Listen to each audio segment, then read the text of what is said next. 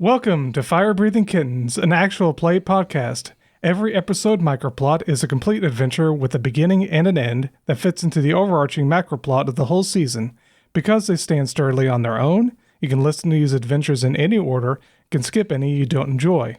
Today, we're playing using the combat mechanics from a tarot card game called Astral Tourists. In this game, our heroes will embark on a quest that takes them into the Astral Plane, a fantastical yet dangerous realm that exists within dreams. A bit of a disclaimer, it's our first time playing this game, so we probably won't do everything perfectly. If you enjoy these mechanics, you can find Astral Tourists on offworldbogle.itch.io/Astral Tourists. Build your own Astral Tourist character and play a game with friends. Speaking of friends, today we are joined by Errol. Hello, Errol Corvidbow. I am a 4-foot-tall halfling.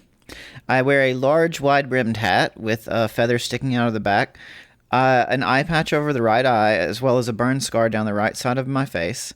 I wear a white puffy shirt. I have gold rings on my fingers, as well as some nice, shiny new boots. We're also joined by Norage. Oh, hey there. It's your good buddy Norage Flesh Ripper. Here I am, nice 7'8", and wouldn't you believe it, the runt of the litter. I am a very large guy with dark gray wrought iron skin, bright orange hair, and red eyes. And you will find me wearing my monastic robes of the Eight Paths Monastery. And finally, we are joined by Kit. Oh, hello, my name's Kit. I'm quite a small little bird person. I'm about maybe 1.5 feet tall, 1 3/4 if I'm standing on a little box. And yet again, I seem to be surrounded by quite tall people this time. So if I make a squeak, that probably means you stood on me. So just be careful on that. Yeah, but I wear my welding goggles usually, and I've got a little bag for carrying all my knickknacks around in, and yeah, it's more or less it. People don't tend to make clothes my size, so fashion choices are somewhat limited. So I'm not quite sure how to finish that sentence. So yeah. Thank you. With that said, you begin this adventure with a dream you unknowingly share. You work a 9-to-5 desk job at Big Scary Eldritch Horrors Limited. Before you can ponder why such a company exists, your best friend enters the office and tell you they've done it. They've finally found someone who shows interest in your degenerate, smelly self. Before you can ask, they say you've only got until tonight to clean your place before they arrive to meet you. First impressions are everything, and if you don't sort yourself out, you'll be single for the next eon. Your office transforms into your living space. Stacks of pizza boxes, used tissues, and moldy food litters the floor. All of your childhood toys, trading card, and anime figurines paint a picture of how immature you still are. You wonder if your date really is a fan of these things. As you fall to your knees in a panic, you wake up in your bed in Nicomoy. It's morning. You're compelled to visit a fortune teller about this strange dream. Well, at least the good news is that I finally had a new dream. Because usually I alternate either between flying or, well, more recently I've been dreaming about demonic possums. So there's that. I can still smell the body odor. It's in my nostrils. I don't know where that was, but certainly I keep my stuff cleaner than that. So you guys are waking up in your beds in Nicomoy. I assume you guys are separated from each other, so you guys would need to... And you are compelled to visit a fortune teller. Would I know where the nearest fortune teller is located? You could find one somewhere, probably around the guild hall. I'll go take a look. Yeah, I think Norage's first stop after a bad dream is to go down to the mess hall, the cafeteria, and grab himself a nice glass of warm milk, maybe some, maybe some like spicy toast or something. Then he'd probably head over to go find a fortune teller.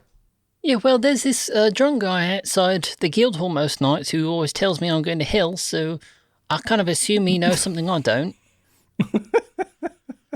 So we could always go ask him if he's about. Should be. His name's Skirmish, I think. Without Skirmish's player in here, I'm retconning Skirmish into a drunk who hangs outside the guild hall every night shouting at everyone that they're going to go to hell. You know, So this will be interesting. I think I know who you're talking about there. I've seen him now and again. Yeah, well, he's absolutely huge. So it takes up most of the guild's supply of ale. You ever wondered why you can't get a good drink nowadays? It's 'cause of him. All right. So did we say that there's going to be like a fortune teller in the guild hall, or are we going to have to go like out into the city? Well, You can ask usually he's waking up about now in the in the street outside. You know, usually he needs to wipe some of the muck off him. But, Nah, you know, that's true. He should be conscious right about now. So, if you want, we could just ask him. And let's face it, if he doesn't actually know anyone, then we can always just ask his brother, who I'm sure exists at some point. Might have to check the wiki. Give me a second. Talk amongst yourselves. So you guys make it to the guild hall and get yourselves kind of washed up after that weird dream, nightmare, whatever you want to imagine it. And lo and behold, that guy is outside, sort of like in a drunken stupor, kind of just like, who skirmish. I forget what his last name was. Killmonger? Killington, thank you. So Skirmish Killington is like sitting outside going, ugh, sort of like hangover, like holding on to a empty bottle. You know, I had a cousin named Skirmish Killington. It's funny. Small word there. Who are fire-breathing kittens? Good morning. I've got such a splitting headache. I was What do going you to want? say, my friend, you don't look very good there. And Norage reaches into his backpack, and as his canon, he is the dad of the group, and so he pulls out. Yeah, I'm going to do it. He pulls out a thing Advil. Just straight up. whatever the Nickamuian equivalent of like ibuprofen is, he pulls some out and he's like, "Here you go. This might help you feel better." Thank you. He takes it, swallows it whole. Hits the spot. I'm feeling much better. What can I do for you? Well, I don't know about everybody else, but I had a weird dream, and I was wondering if either you or maybe you knew somebody that could maybe help explain it. It was I don't know about the rest of you, but I had a weird experience there. Not something I'm used to. He needs a fortune teller. Someone just set up shop right over there. And he just points. And you know that moment when you realize, oh, if it were a snake, it would have bit me? He literally points over like right next to you, and there's a tent set up. Like it's a blue tent. It looks like it's like one of those carnival tents set up. And it's a minstrel's tent with a sign outside that reads fortune teller with the words minstrel for hire crossed out underneath. That's what that was. I thought it was sarcastic. I wonder where that one came from. Yep, it was right there. It just popped up this morning. Well, fellas, you want to go get your dreams read? Do you think they're expecting us? Well, it'd be a pretty poor fortune teller that wasn't expecting us. That is true. I feel like I've been here enough. I've been on enough adventures. I feel like there's something that they're going to be like, yes, I was expecting you. Let's find out. And then Mr. Killington is like, oh, remember you fire-breathing kittens. Thank you. I'll put in a good word to what's his name? Nulasag, that's right. I'm going to say it's just him still with a splitting headache, but getting over it. And he starts hobbling his way back to the guild hall. As you enter the tent, you see... Oh, you guys are entering the tent, right? Yeah, I'll go in. Okay. As you enter the tent, you see a psychic reading tools and trinkets all around you. Dream catchers, tarot cards, and gemstones sparkle. The soothing aroma of incense fills the cozy interior. Cots with silky blankets and pillows line the edges of the tent. and sitting behind the table in the center of the room with a crystal ball is an amethyst dragonborn wearing your stereotypical fortune teller's garb, including a hooded blouse with puffy sleeves and many pieces of jewelry. You know, I've been thinking. Sorry, I'm not. Sorry, let me start again. You know, she's got a dog. As we wander into the tent, Kit's just gonna look up at the other two and say, "Yeah, I'm actually kind of worried about Skirmish now, just because he seemed to be fine last time I saw him. He was all good, but now he's he's been struggling for a while since he maxed out his character level last year, and he's not been able to, progress anymore since. But to get to that level and forget that he's actually one of us, completely forget fire-breathing kittens. But maybe there's a clone. Maybe there's a clone of Skirmish set up by the possums, and they've kidnapped him and holding him in a secret bunker underground. Oh, who knows? I've seen crazier things around maybe here. it's like 6 or 7 possums in a coat. Last I saw him, he sent us on a quest to straighten out some haywire magic. So who knows? Maybe he got copied during that situation. Yeah, I was gonna ask. I know that happened, but are we? I don't know. I guess we'll see. Okay. Is this fortune teller just staring at us weirdly? I imagine so. She sees you guys walk in and she recognizes Errol.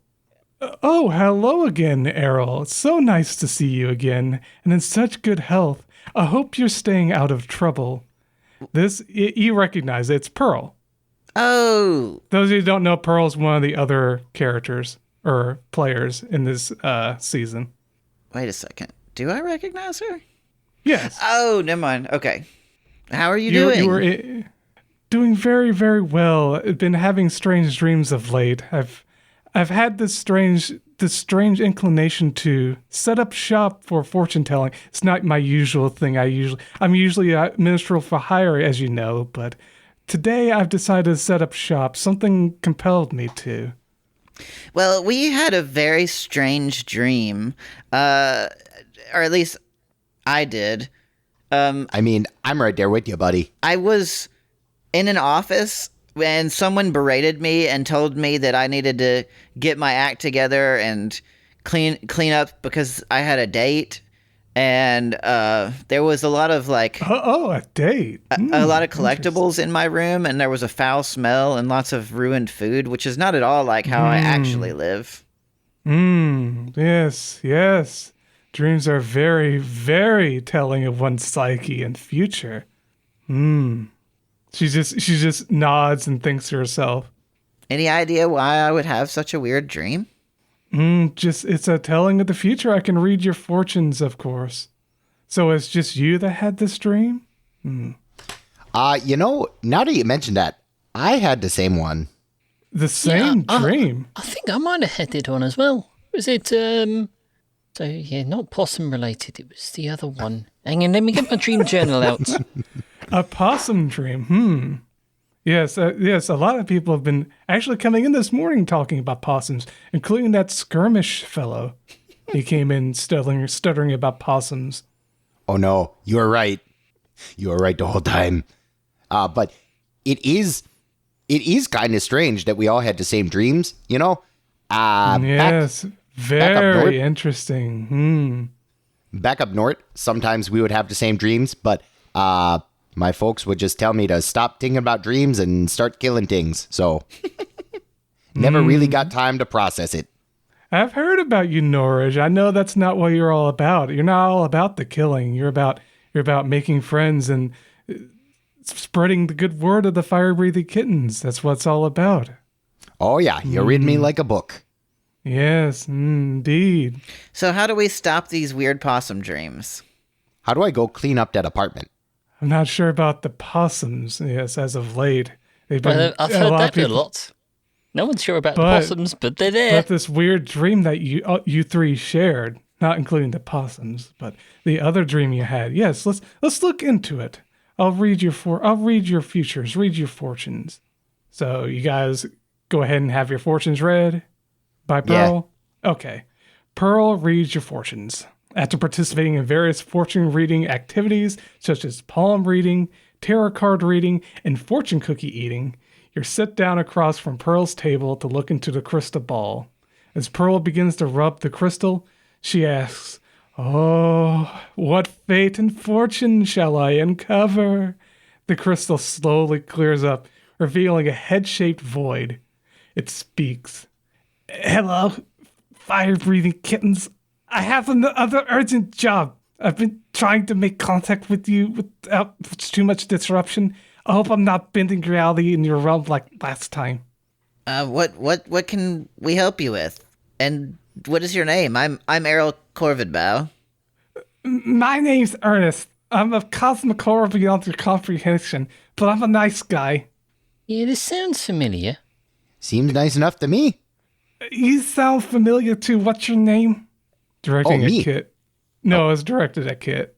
Oh, well, that's a bit of a long story, actually. My name is, Pierre Kimite, but you can call me Kit if you can't spell, which most people can't.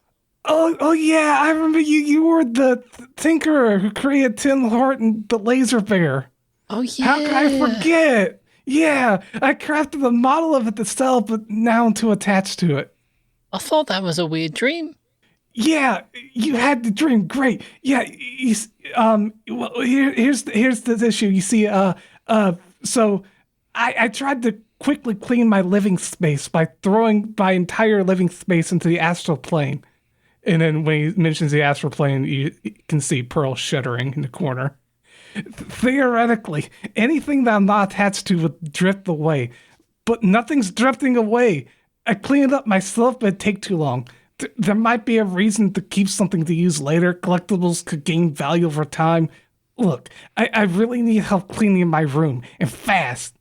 Yeah, I'm good at cleaning places. I mean, I had a weird dream about a room that was in kind of disarray, and so I already got some notes. And you can see Norage pulls out like a little pad of paper, and it's just like, Yeah, he has. I was trying to contact the fire-breathing kittens without destroying reality. I got message that I was doing that last time I was here, so I'm trying to contact people through their dreams. Well, I appreciate you not bending our reality. You seem like a good enough guy. I don't mind doing a little cleaning, so I don't know about you two, but I'm certainly in. So, you'll just need to get with a fortune teller to prepare yourself to transfer your soul to the location. You already have it in your heads. If you had the dream, you know where it is. We're gonna do what now? Pearl's like, "Oh, he wants to send you to the astral plane. Oh, I must warn you, the astral plane is not some dreamlike playground for you to explore. It poses a real danger to you. I was once caught adrift in the waves of the void for nearly a century. My mind wandered, and I forgot everything about my past. I would have lost my mind completely if not for a passing entity. It wanted me to create, so I created many stories in my mind. Was it a dragon?" She shakes her head. "I can help you access the astral plane, but you must promise to exercise caution." Always. I mean, if we're only gonna go there for to clean a room and come back, I don't see. I mean, sure, I'll keep an eye out for things, but I don't see how it could go bad. I really appreciate it, Fire-Breathing Kittens. I'll give you whatever you want. I'm an existential horror beyond your comprehension, so I've got a lot at my disposal. Kit knows what I can do. So, Kit, go ahead and explain to them what I can give them. Oh, well, I got last time anyway, I think I got some sort of automaton to do, like, standing lines at the bank and stuff. Oh, that sounds pretty cool. All right, Yeah, I'm I in. created a whole realm for some other woman named Ava, if I remember correctly. I gave her her own realm, so I can do lots of things for you guys. Yeah, some people are a bit more egomaniacal than I am. I just wanted someone to do, like, my social calendar. Well, I'm confident we can help you with this problem. That's great. What's everyone's names again? Errol Corvidbow. Norage. Errol Norage. and Norage. Nice to meet you guys. So what do you want? It's a lot to rewards. think about. It's a lot to think about for a reward. So you know what? You guys can think about it while you're doing the job, and when you come back, I'll give you what you want. Okay, sounds good to me. But please, you've got to clean up my place. I'll leave it up to you guys to appraise what's trash and what's not, because for someone like me, anything could be reused. So, and everything has value. So I just need to look really good. I've got a very special visitor coming over. I need you guys to help me, please. Would you like us to leave you some tips on how to prevent this kind of thing from happening in the future? Oh yeah, I'd like that absolutely. Once you guys are done, I'll take your notes. It's great. Great. Right, so, So- Pearl, what do we do? Do we like don't know, sit in a circle and eat mushrooms or what? Oh, I will actually. Yes, yeah. Well, more fortune cookies, of Now course. you but- mention it, yes, I do have a pile of mushrooms here. Yes, yes. These mushrooms and this burning incense and these lovely beds with pillows. Yes, I'll have you fall asleep to my soothing voice, and you guys will transcend into the astral plane, and I will keep you guys anchored here while you guys traverse. But like I said, you must be extra careful to keep yourselves anchored to where you're at. And you must not wander off and be lost and confused. Your forms will change even. And you will bring some things with you, and some things that were there won't be there. So you must exercise caution. It'll be like being in a dream. Oh, that's good. But I you like must dreams. but you must be careful. And what's his name? Ernest pipes up. Oh, to get rid of the stuff, all you gotta do is just grab it and throw it out into the void. And that should get rid of it for good. All right, that sounds easy enough. And I think at that, Norage, once Pearl kind of points out, where we're going to be like chilling while we're in the astral plane, I think Norage pulls out some rope and literally he heard the word anchor. And so he literally ties himself to the ground. It's not necessary, but I'll allow it if it makes you feel better. I mean, yes, they said we needed an anchor, so I'm gonna be my own anchor. That's lovely. I'm not going nowhere. Oh yes, the astral plane is definitely a strange place. This will come in handy, I assure you. So you guys are getting ready to enter the astral plane, begin this adventure proper. Sure. Yeah. Yeah, let's do it. Great. You lie down in the bed prepared for you as your soul transcends into the astral plane. You are told by Pearl to relax your body and breathe deeply. The burning incense calms you as Pearl plays a soothing melody on her lyre. With your destination in mind, you awaken in a dream. You appear as yourself, but slightly different.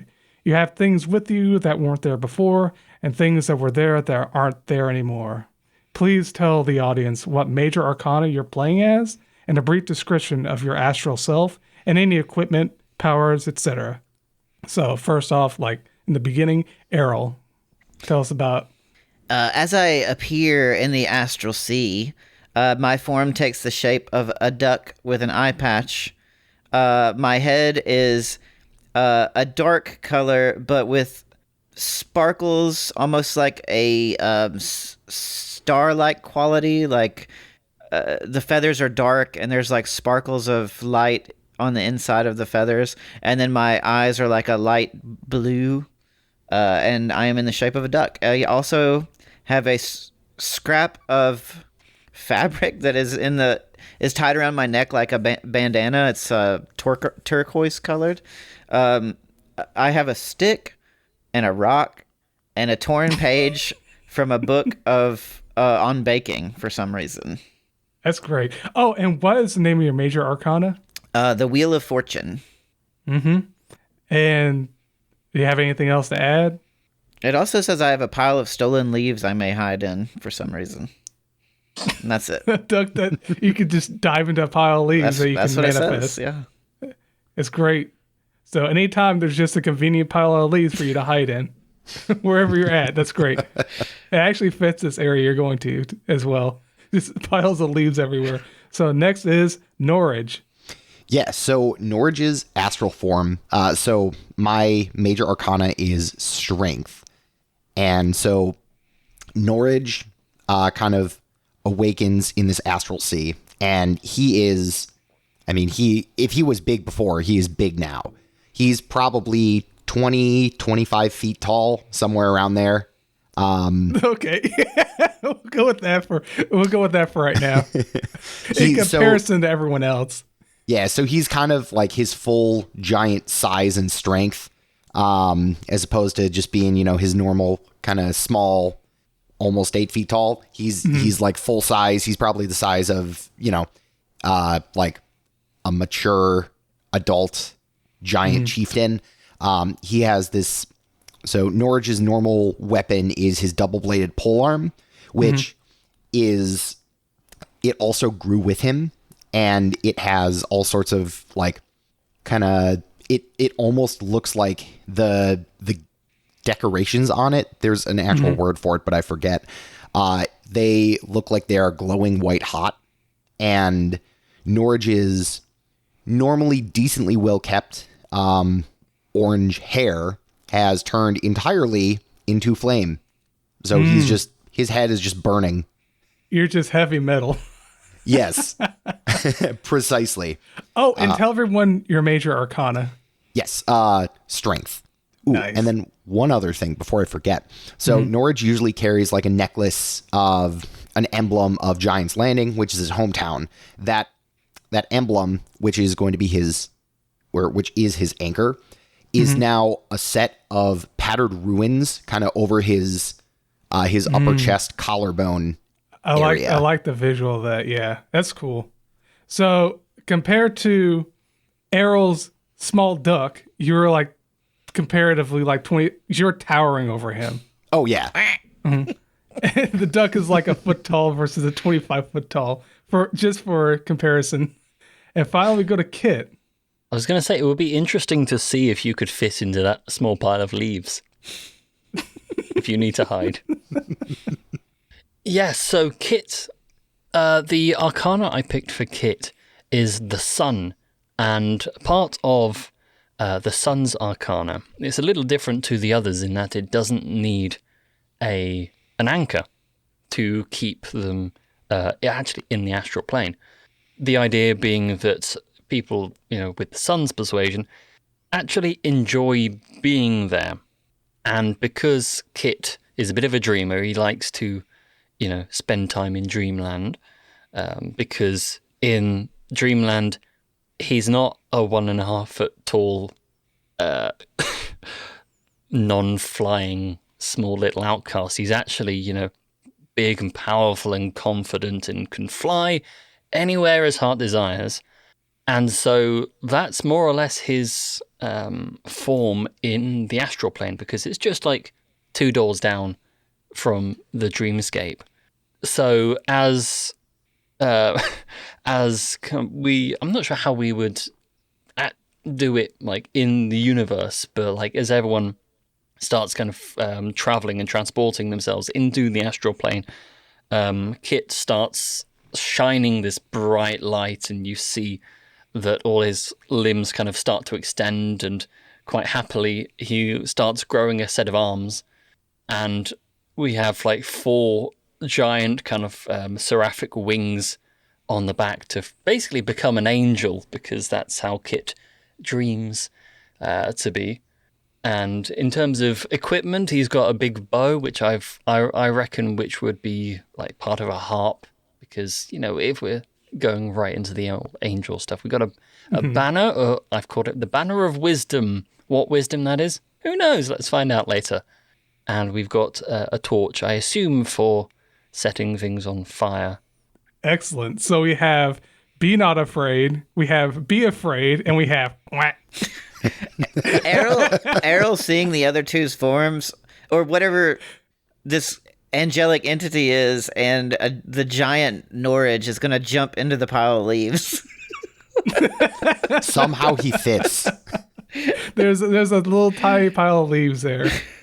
So as you jump to the leaves and then you turn out and you see them and you realize they're your friends, you guys can recognize each other. Even though your forms have completely changed, you know who the other one is.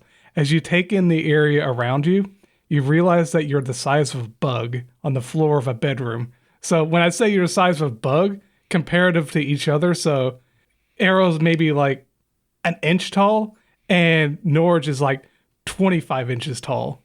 So, like, you're a foot high. So Kit and Norage are like action figures, and I'm like an ant right now. Yeah. Whack. So, and currently, you're standing on a pile of laundry on the floor. At the edge of the laundry, where a floor should be, is just an ever-expanding abyss. Looking around you, you see various posters hanging on what should be a wall, but instead, it's nothing. You just see an abyss behind it. So it would seem that everything in this bedroom, except the floor, walls, and ceiling, is held together as a single mass in the astral plane. Do you need a better description than that, or do you need me to clarify like what it looks like? I'm curious. What are what's on the posters on the walls? Various things, like you see like some Eldritch cat hanging onto a pole saying "hang in there." You see like a UFO just flying, just a bunch of just random posters that you imagine Eldritch Abomination would have in his bedroom. Does the UFO poster on the bottom, does it say "I know"? Yes. I know. I think Norage just kind of takes a beat to like look around, and he looks over to Errol and Kit, and he's like, "Well, I guess we got." And he covers his mouth because his accent is gone. Interesting. Oh, It's that's interesting. It's like a Kevin Finnerty situation. So somebody's going to listen to that and get that and laugh. Not here, though. Somebody will get that. But yeah, Norage's accent, his usual kind of upper Midwest accent is gone and is just replaced with a very neutral, kind of like deep voiced accent. Mm-hmm. Oh, before you guys start going any further, just so you guys know, you guys can start stepping around in this astral plane. And you notice it's sort of like walking on the moon, where there's a bit of gravity, but you can like kind of lift off a bit, but you're still pretty small. So getting around is going to be, slow and clunky, but it's kind of low gravity. You feel that if you get away from all the matter that's in this area, you're going to start floating away essentially. So you kind of try to stay as close to like objects as you can. So, but in that sense, you're saying that like the objects of this room have their own gravitational kind of thing? Yeah, if you've ever played Super Mario Galaxy, it's sort of like that, where everything you jump from like plants and objects and kind of hold yourself to them. Like there's a chance you like just kind of get pulled off into the void if you're not careful, or if you just jump into like the void and not trying to jump on anything else, you'll sort of just kind of float away. Errol as a duck is.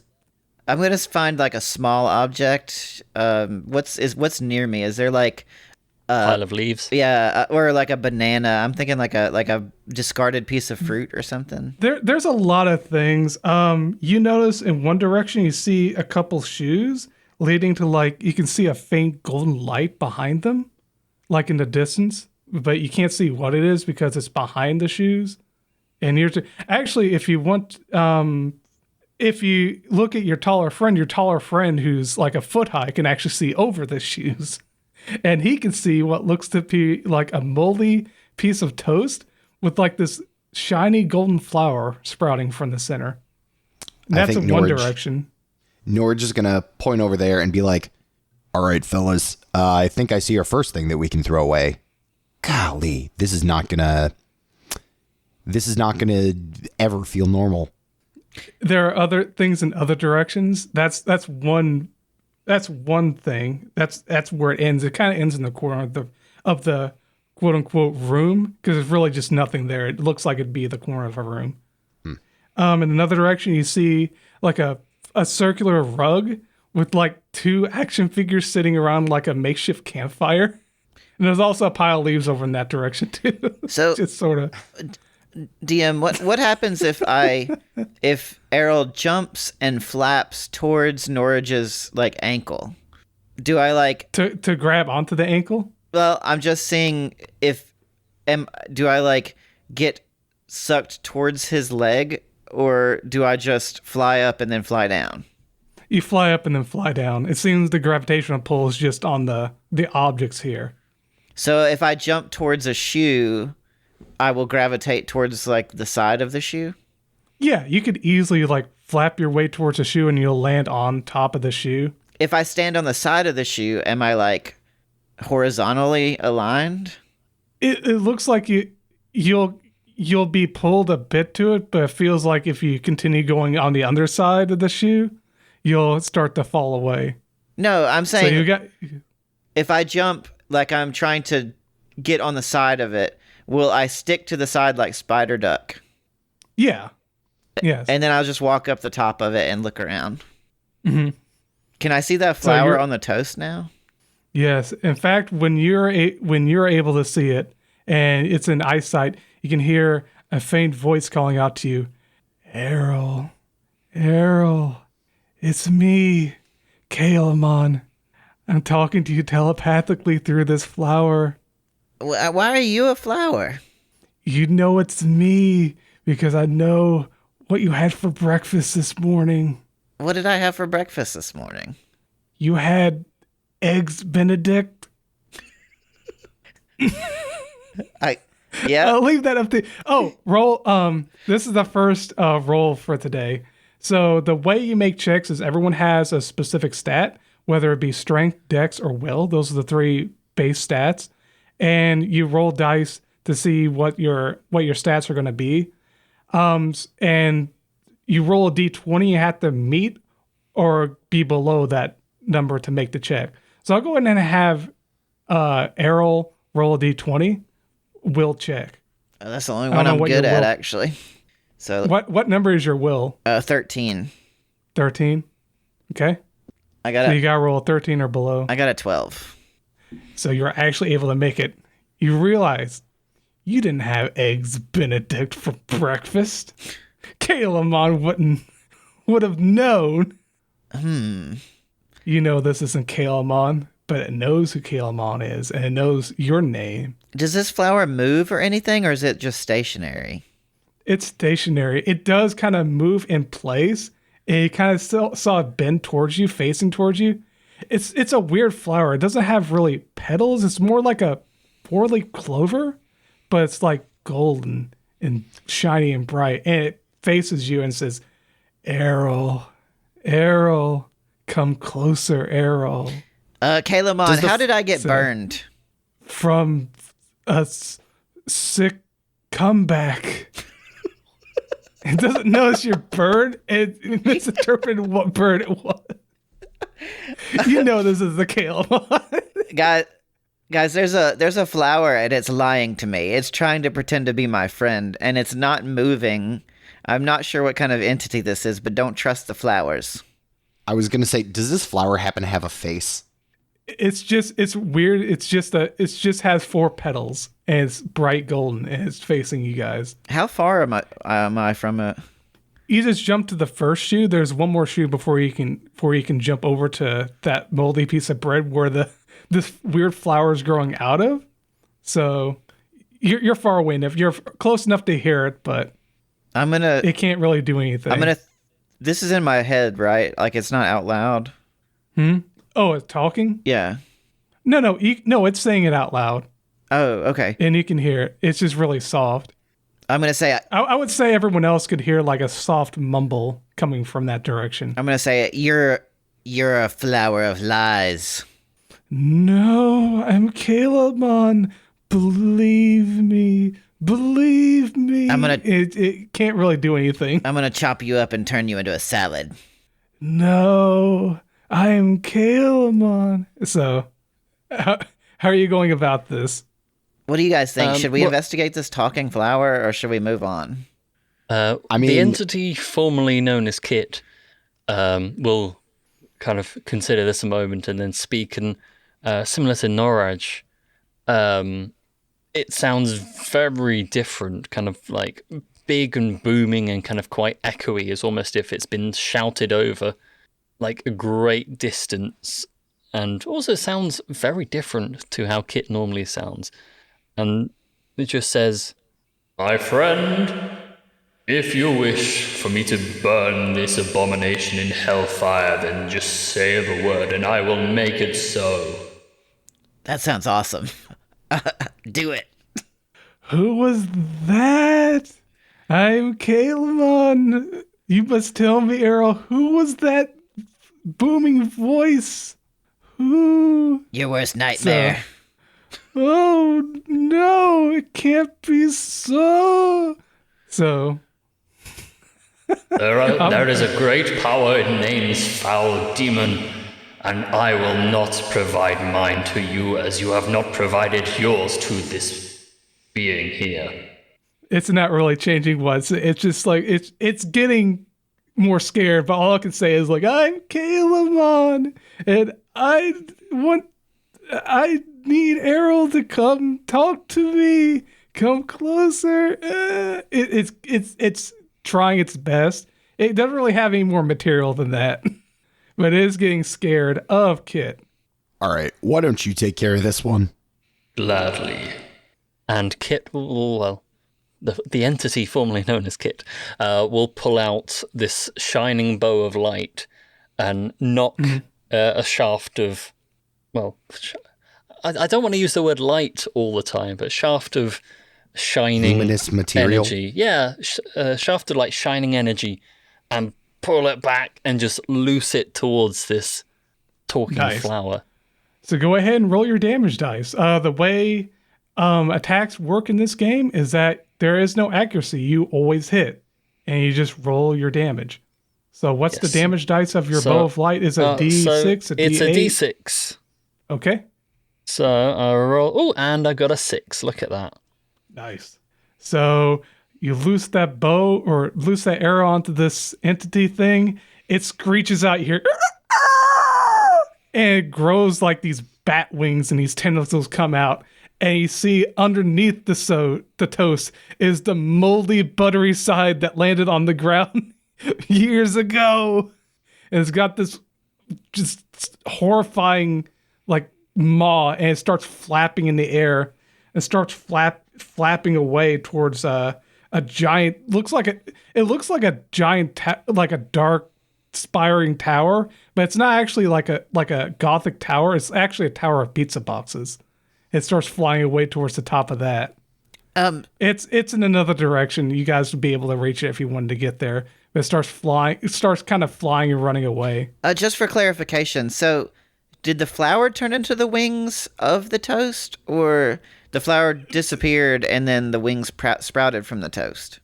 The way it looks like, you know how an anglerfish has like the little lantern thing is like like bait or a distraction or whatnot. That's sort of what the flower was, and it flipped on its back.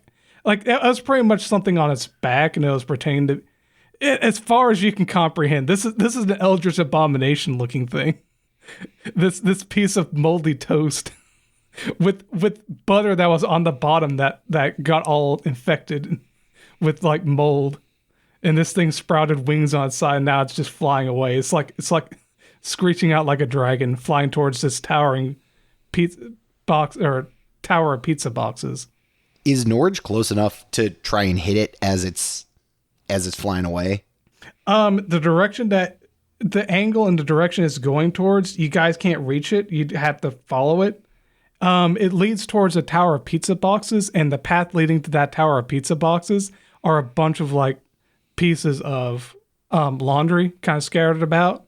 So you'd be able to start making your way to that tower of pizza boxes and climbing up towards it. But it seems to be running away up there. Well, fellas, I think we should go follow this. Mm-hmm. Follow that toast.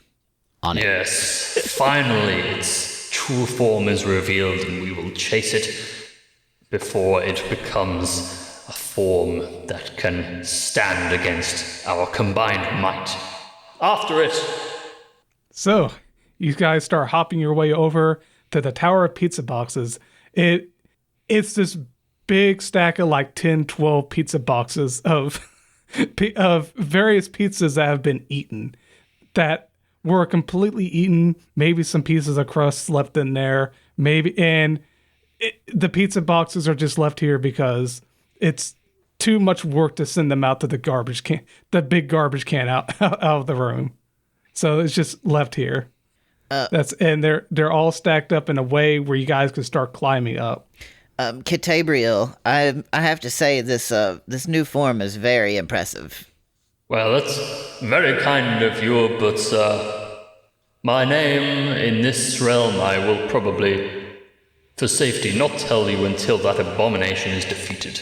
But yes, you may keep referring me to Kit, if you should so prefer. All right, that sounds good. So with the weird physics, can I just like climb like vertically like up the wall?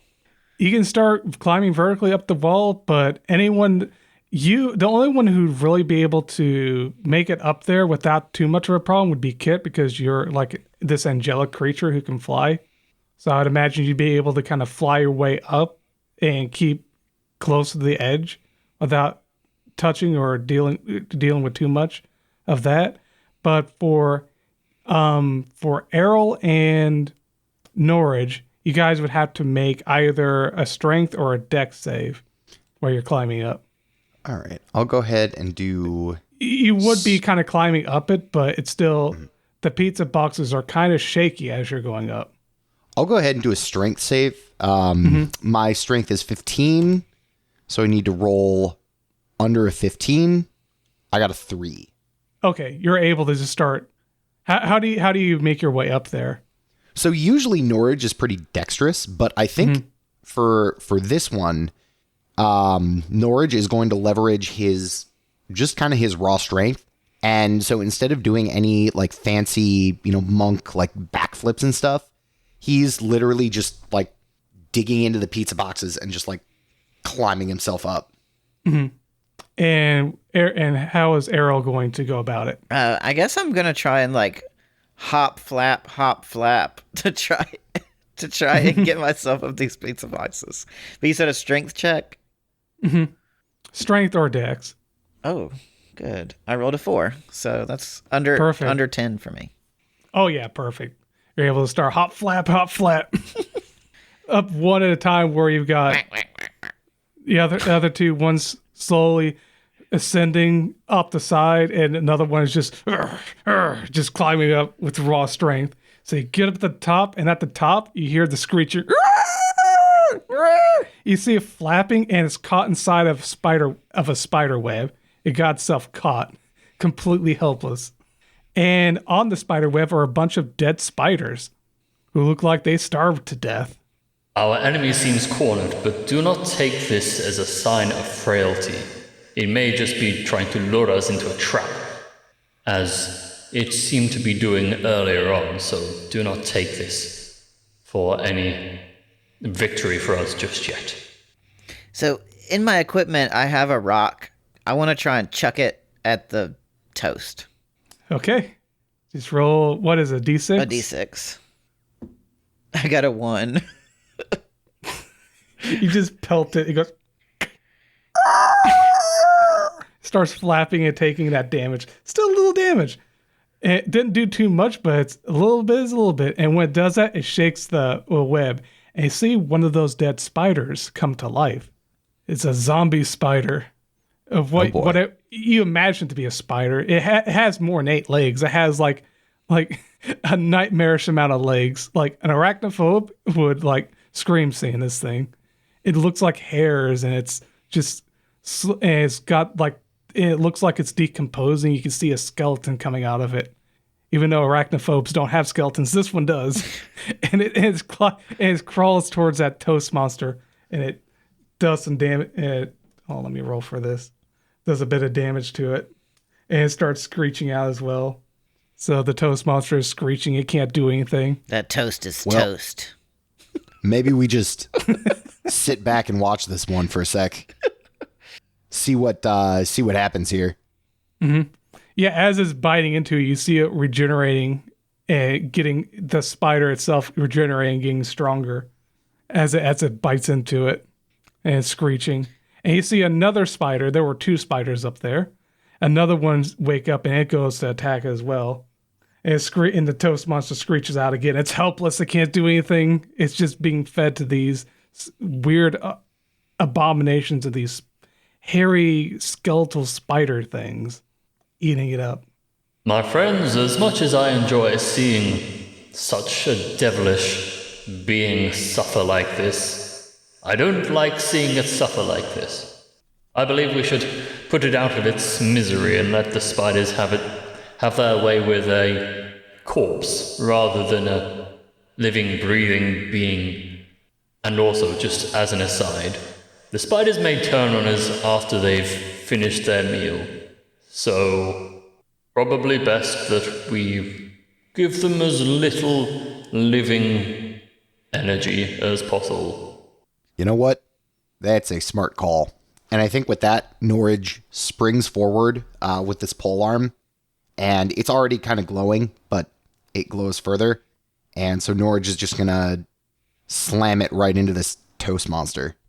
Okay, go ahead and roll. I think you do a D8 or a D10. I do a D10 because this is a flavored version of the greatsword.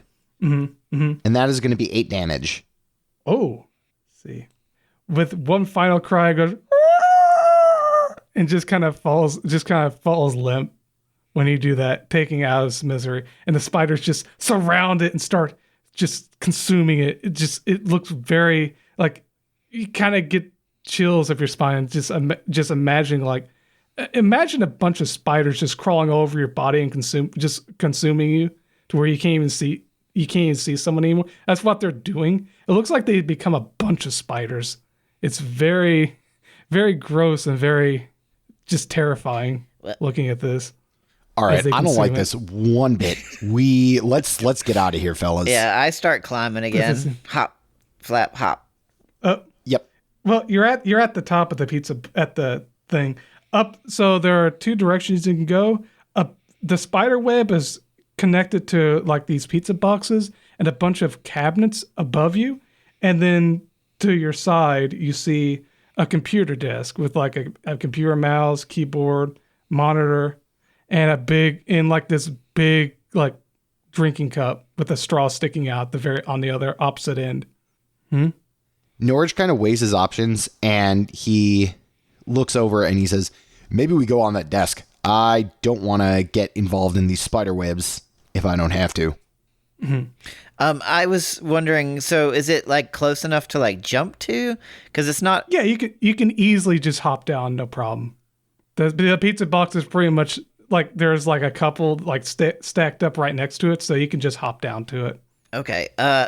Yeah, I will hop and flap over to the top of the desk if possible. And I will look at the browser history on this computer. No!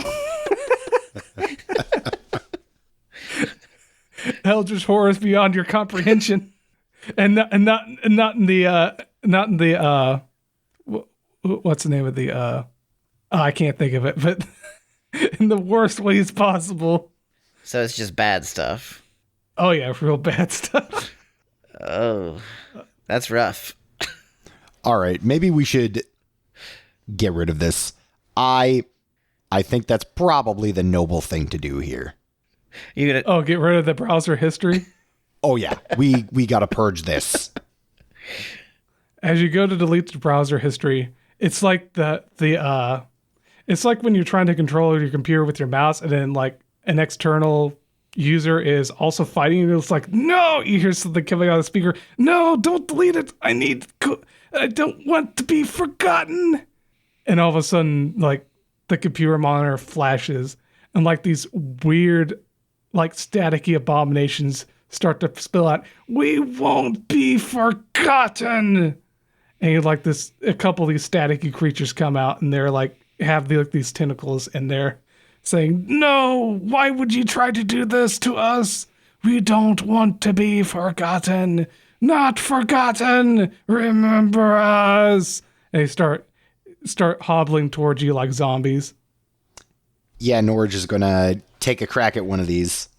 Absolutely, he is. Errol would like to jump and peck at the one that has extends written down the length of its body. That has what? Extends written down the length of its body. Google it later. I think Norage is going to go after the one that says hot single eldritch beings in your area. Okay, go ahead and roll, both of you. All right, Are you, I only did guys? I only did 3 damage that time. I got a 5. Okay, let's see. So the one that is the search of extends, like, is taken aback, but it's still standing forward. It's going to do what I can to attack Errol this turn. And the one that is hot single eldritch abominations in your area is doing a little bit better, but was still taken aback from that attack. They both go to attack each of you. Oh wait, before they attack, is Kit going to do anything?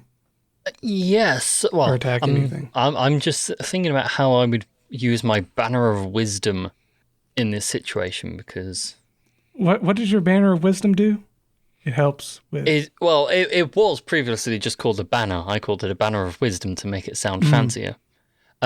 So I'm thinking what Kit would do with it is make it kind of appear out of thin air, and it kind of presents itself as some sort of ethereal fortune cookie. So he would kind of like break it over his head in a like bright light, and then this ethereal voice would say, "Learn from your mistakes. Try not to make them again." I love that cheesy fortune cookie. Yes. And what does that do mechanically? I pulled up a fortune cookie thing online, and that's the first one I turned up with. So Nice. I'm going with it, whether it's relevant or not. It's like the idea to try and convince them that it's probably for the best, that in the long run anyway, that these That they be deleted and these forgotten. spirits, yeah. Let's see. I know what I'd do. I need to roll their willpower. Oh. Well, though I don't even know what Googling extend mean. What do you say? Google extends? Yeah, just look it up later. For your That's what I'm sake, I saying. wouldn't. I'm afraid of it. And even it's afraid. Why do I exist? Why should I be afraid? Why should someone be afraid of the word extends? I'm scared now. It's like, maybe it's best that I am forgotten. And it just kind of like swan dives off the desk into the abyss. Like it starts like this dramatic opera music starts playing as it's like going away. And the other one is like, "No, you will not be forgotten by me." And it's only slowly falling into the abyss. Or the other one that made the check is going to attack Norage. It's like, "You did this," even though it was Kit that brought the fortune cookie. It goes to attack Norage. And Norage takes 5 damage. 5 damage? Now keep Got in it. mind, once you run out of HP, you start taking strength damage. I see. Okay, cool. In case you didn't have 5 HP and you're like, "Oh, did I die?" No, you're still good. I gotcha. Okay, All right. so Norage is a little Goes banged back up. up to y'all's turn in any order. You Errol's adversary like just jumped off and didn't want to be on this planet anymore. I don't blame him. I will peck the one that's attacking Norage with my bill. Oh, if it's just your bill, it'd just be a D4. No, it's mechanically it's Oh, you're okay. Got it. Mechanic or flavoring it. Yeah. an 8. I had claws before, but I'm flavoring it as a bill Oh, okay. because ducks don't So you have did. very tough claws. Oh, 8. Nice. This thing is looking like it's about to just scatter and become part of the void. All right, well, Norage is going to hopefully finish the job there. He did 5 more damage. And you just hear a statically as it goes through. It just scatters away and disperses into the void. That was that encounter. That encounter is done. So you deleted the search history. It's for the A best. very noble deed. A very noble deed. I will shout out to Ernest. It's for the best, Ernest. Yes, you kind of feel like he is communicating back. Yes, thank you.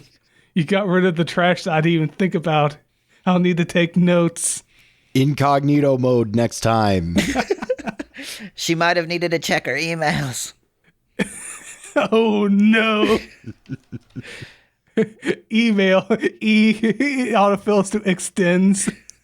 Whatever that is, I'm afraid. So this giant cup, yes. is there like a garbage bin near the edge of the desk or anything?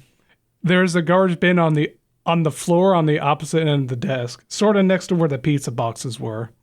And Well- it is just spilling out with used tissues. Well, fellas, let's get pushing. I do not want to be around this any more than I have to. All right, I'm following Norage. Usually, and so I think Norage just kind of like trying to push this off the desk into the void. And he's just like mumbling to himself. He's like, normally when I clean things back at the monastery, it's like, you know, oh, some books fell over, or like, oh, go clean the broom closet, or tidy up the mess hall. Like, this is Ernest, no offense, but this is pretty damning, my friend. I'll keep that in mind. I've been wanting to clean it up, but I have an attachment to junk. You could call me a hoarder. Oh, well, little things, buddy. And Norage is still just kind of like pushing this off the desk. Oh, the giant cup? Yeah. Or you see it just, you push it off and then just slowly falls down like it's low gravity. And you see it slowly, you can imagine your soul's falling, just like that one search history thing, the extends, fell down. You see it slowly falling away and slowly through the floor, down into the abyss, just out of, you can still see that entity from before, way off in the distance. It's just floating away. You kind of get this dreaded feeling that if you were to accidentally trip and not get a footing or not grab on anything quick enough, you would also be falling just forever, slowly through the void. Well, I certainly don't like that, but let's hope we don't fall. Mm-hmm. But yep, that got rid of that trash.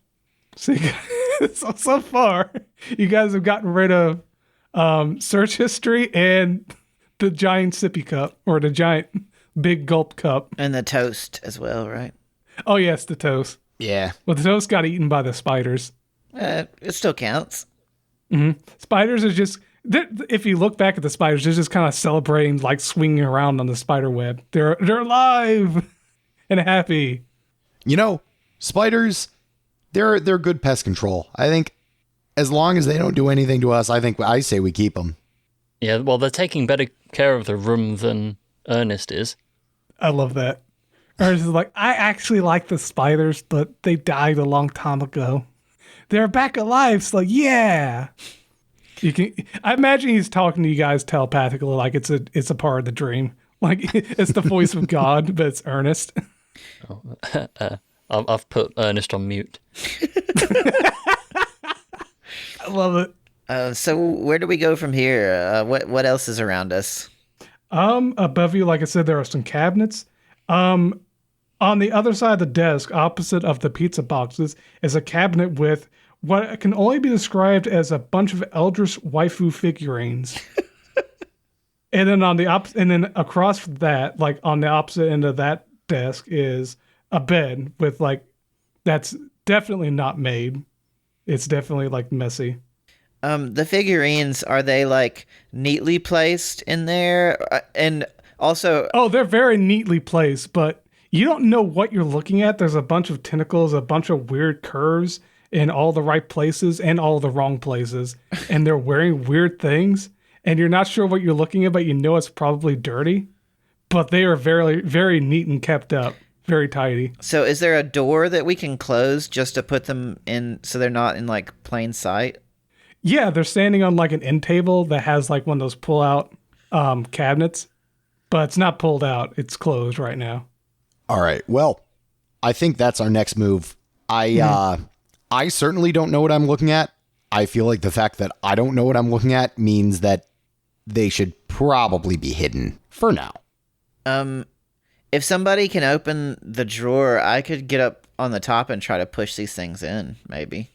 Norage is going to look to Kit since he has wings. You made the right decision there, friend. I believe I should be able to glide down and hold this drawer open for you, although I would request maybe my flat-footed friend here accompany me, so just in case there are horrors beyond any of our comprehension inside the drawer that may need to be dealt with. You know? Yeah, that's a good call. All right, I'll come with.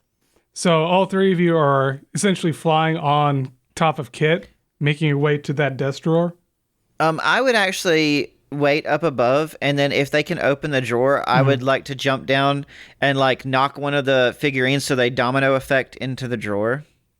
Oh, okay. Or attempt it at least. This So, would have been yeah. a useful time to have that rope I believe you had in the material plane, but it seems to have transmogrified itself into... What is that, anyway? Are you speaking to me? I'm speaking to whoever anchored themselves Oh. physically. That would be me. And I can't remember who it was. It was me.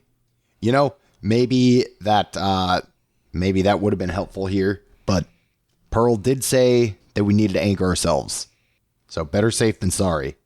Yeah, so you guys are definitely close. The desk is close enough to where you guys could hop from the table and Kit could fly down towards the dresser to open it up. So who's going to be... So let's see. Let me make sure I paint this correctly. Norage and Kit are... Norage is pretty much holding on to Kit and you guys are flying down towards the desk? Or is Norage staying on the desk? I think Norage is going to stay on the desk, just getting ready to like jump down if need be.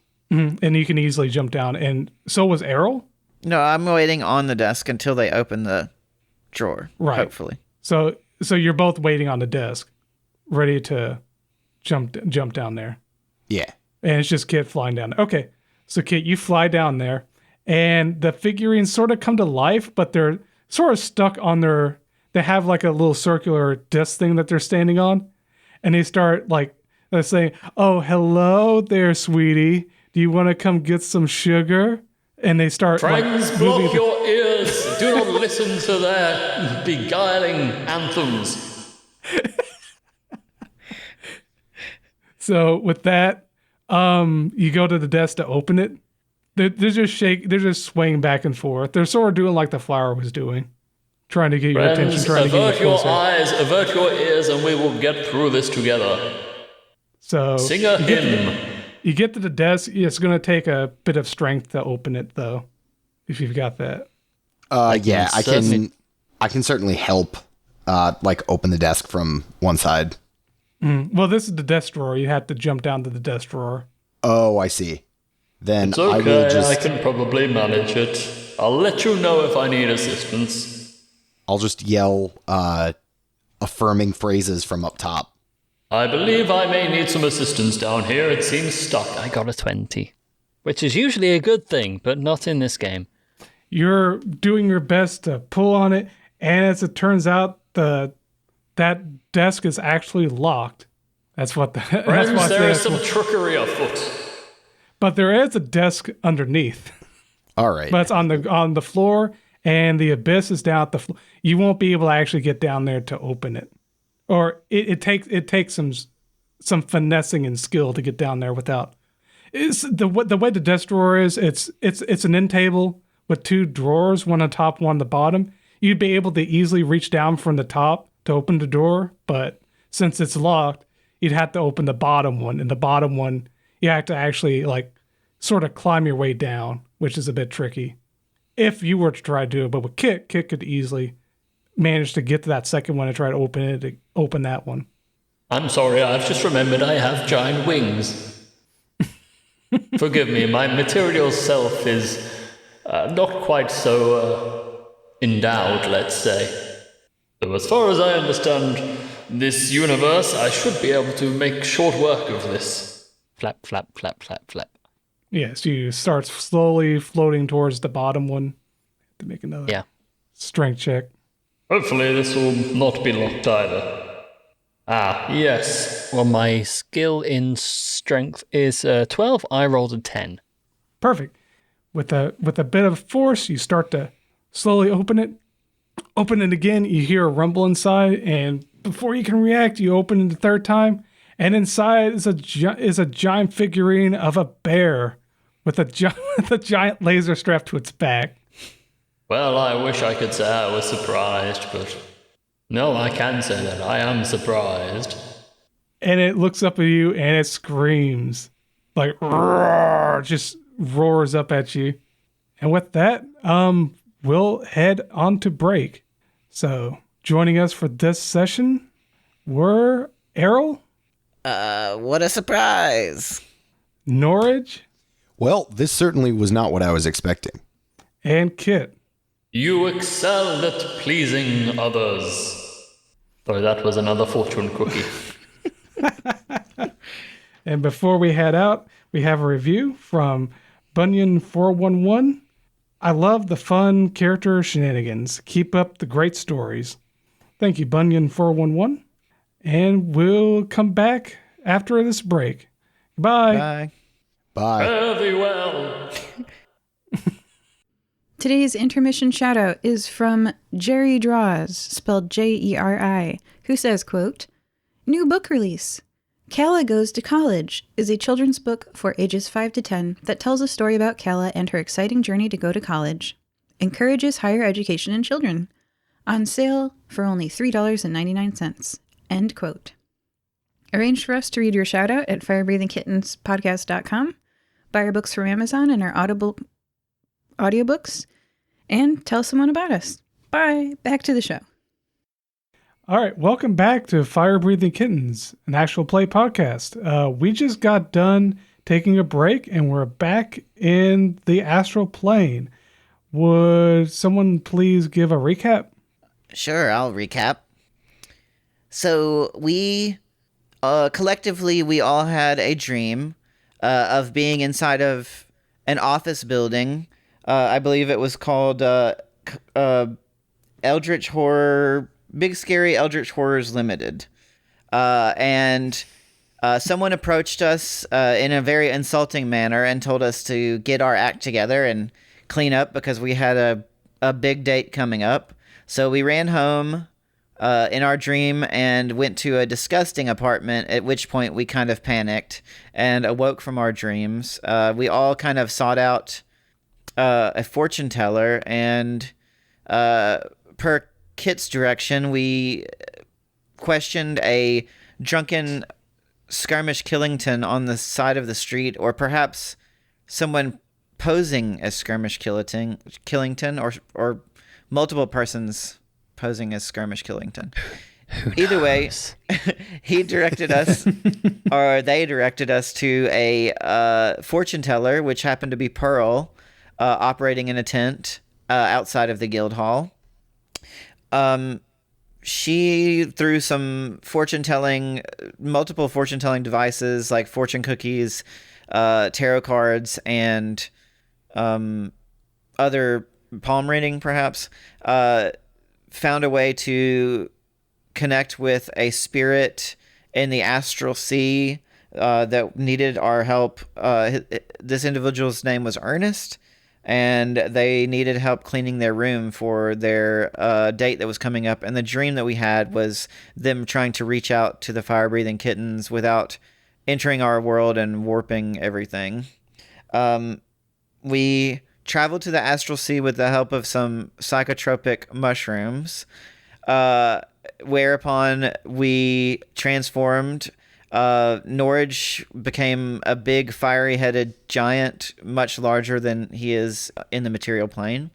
I turned into an astral duck, and Kit turned into a very angelic figure, large, imposing, and divine angel-like being.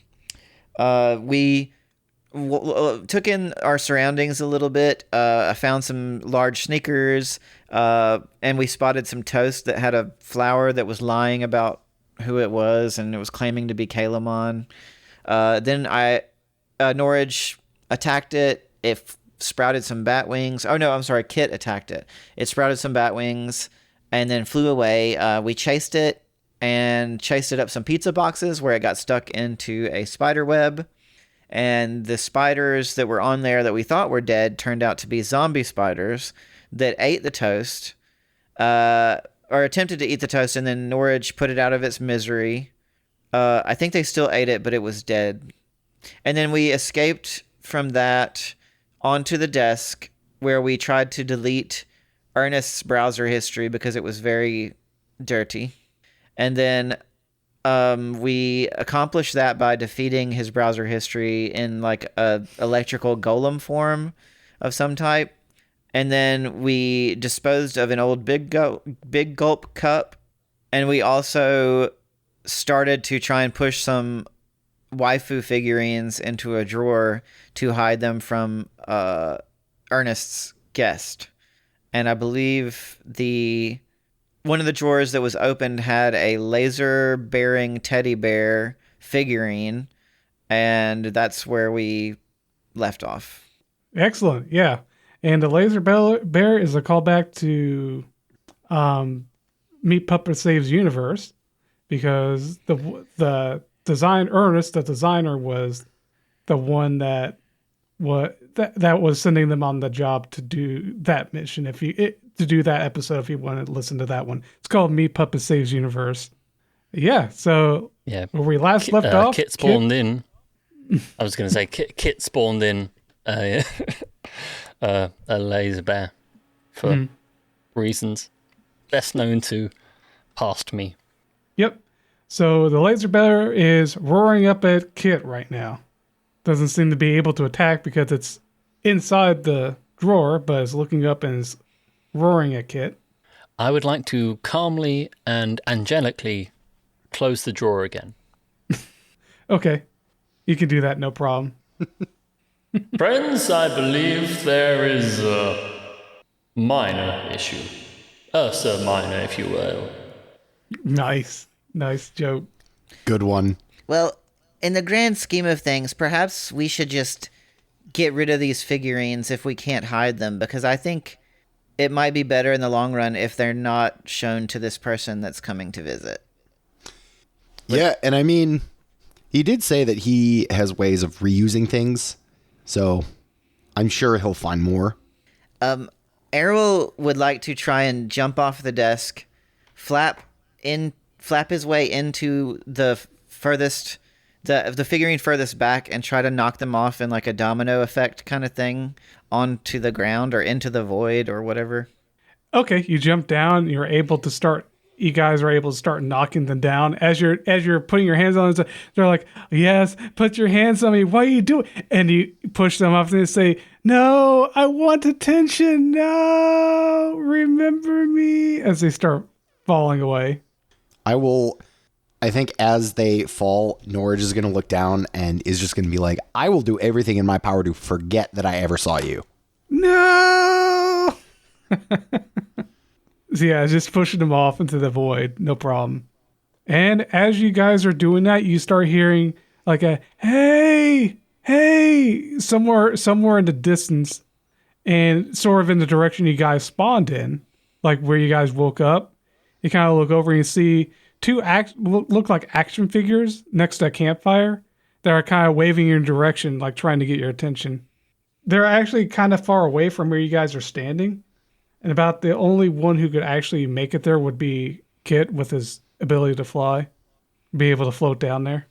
Yes, but I believe it would be unfair to my friend to leave them as they are in this situation. So we will go all together or not at all. Okay.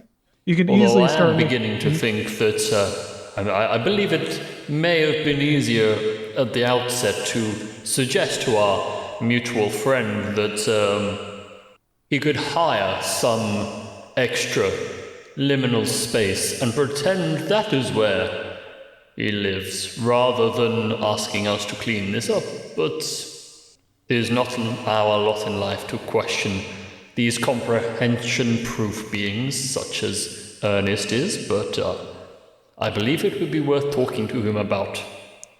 Maybe hiring some extra space. It is a bit strange when you think about it. You could say you almost can't comprehend how ridiculous the situation is. Yes, he can provide whatever it is we wish for our own benefit, but cannot simply click a tentacle and clean up. Yeah, it's very strange. Maybe it's best we don't comprehend the logic.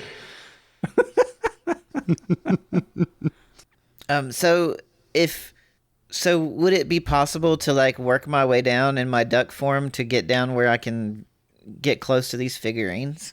Yeah, you could. Oh, my friend, you can ride on my shoulder if you should so wish.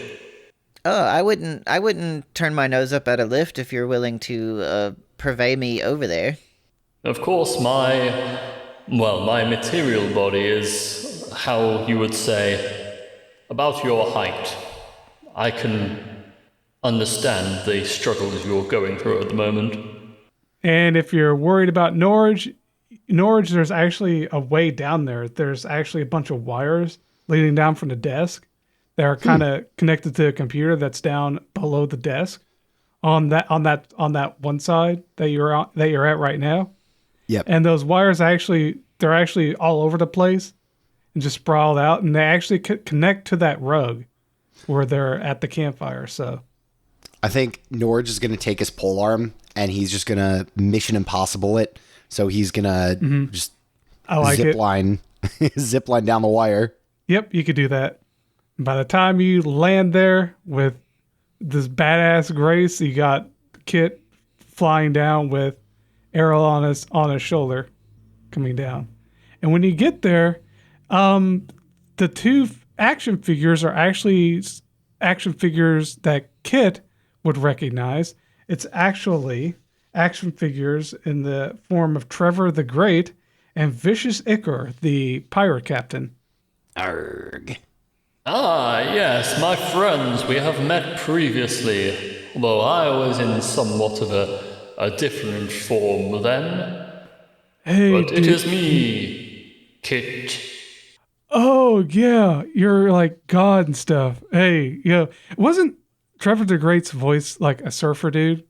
I think. Maybe. Here, who knows? Give me a second to look. Yeah, sure, why not? Why not? What is this? Oh, it doesn't have one. You know what? He's going to be like a surfer dude. That's fine.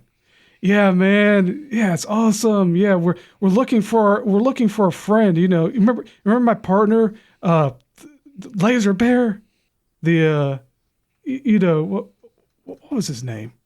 I believe he was just named Laser Bear, potentially. He had a name though. I can't remember what his name was. Yeah, we're looking for a Laser Bear. He's a part of our group. He was stolen away from us and locked away somewhere in some kind of prison. A laser bear, you say? Ah, you happen to be in luck. I believe I have come across your charge only a few mere moments ago. And you see that drawer over there? See that drawer? Is in there. Vicious Victor, the pirate captain, says, "Arr, we'll go get him right away." And they start making their way up to the cabinet there, up the way that Norage came down. They start climbing their way up there. They're making their way up to the cabinet now. And yeah, once they get to the cabinet, they open it up and they reach in, they grab Laser Bear, and they make their way back to the rug where you guys were at. Like, thanks, we got him back. And Laser Bear just kind of roars out, roar, satisfied. Hey, actually, since we helped you find your compatriot, do you think you could assist us as well? And Icarus says, yeah, sure, what do you need? There's quite a bit of refuse littering the ground in this area. Do you think you could help us assist us in picking it up and tossing it off into the void? Oh, yeah, there's no problem, but some of that stuff comes alive. You gotta be careful. Especially the guys underneath there come to life when you're not careful. We came from there earlier. And then Laser Bear was taken and put into a dungeon, mentioning the cabinet. But she points underneath the bed. You see what seems to be this like long, like plastic box, and on the edge it says toys. It's like, we don't want to go back there. Those guys are mental. They want to like start an uprising and take out all of like the new age toys up there. And she points up at the cabinets that are above the computer desk. That's They're not trying the to ones take that them we down. tossed, were they? No, she's the cat.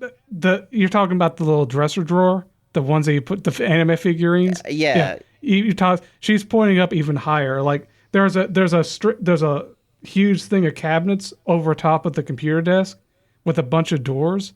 She's pointing up to there. But they're closed, correct? Yeah, they're closed.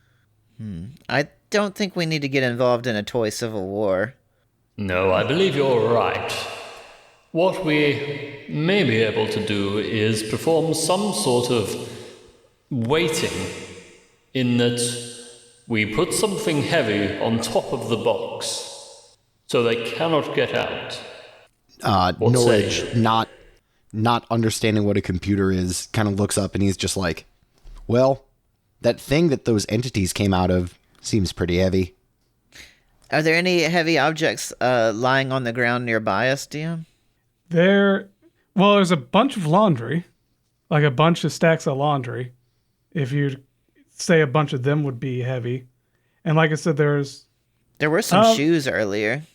the shoes, definitely. Well, perhaps to use a rather unfortunate way of phrase, this would kill two birds with one stone, on the basis that we take the laundry which is on the floor, we put it underneath the bed but on top of this box, thus preventing the toys from escaping and also decluttering the floor of all this horrendous laundry. That is an excellent idea. I think that's a good one. I love it. Let's do it. So you and Trevor the Great and Vicious Icker and Laser Bear all start picking up laundry. But you have to be careful as you're picking up the laundry because this laundry also acts as like stepping platforms. So there's laundry leading up to underneath the bed, and there's laundry leading back to like the pizza boxes. Where do you start picking up laundry from? I would say anything near the bed, move it directly under the bed, like, because it's already there. Mm-hmm. That's what I'm thinking. I'll grab the corner of a sock and try to pull it as best I can. It's a bit hefty, but you can actually move it around. And once you like move it in a direction, it starts floating in that direction. So you can actually kind of like drag it in the direction you want to go and like let it drag you over there. I will try to drag it on There's a top way. of the box. It's Would I be very able clunky to- and very, very weightless and zero gravity, but it works. You can do it safely. But what did you say? Oh, I was just going to say, would I be able to help?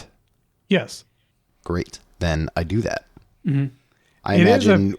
pretty large task. It would be a kind of a medium minor task, like if you were real big, but since you guys are really small, it's a pretty hefty task. So, but you guys are able to get it done after a time being with all of you working on it.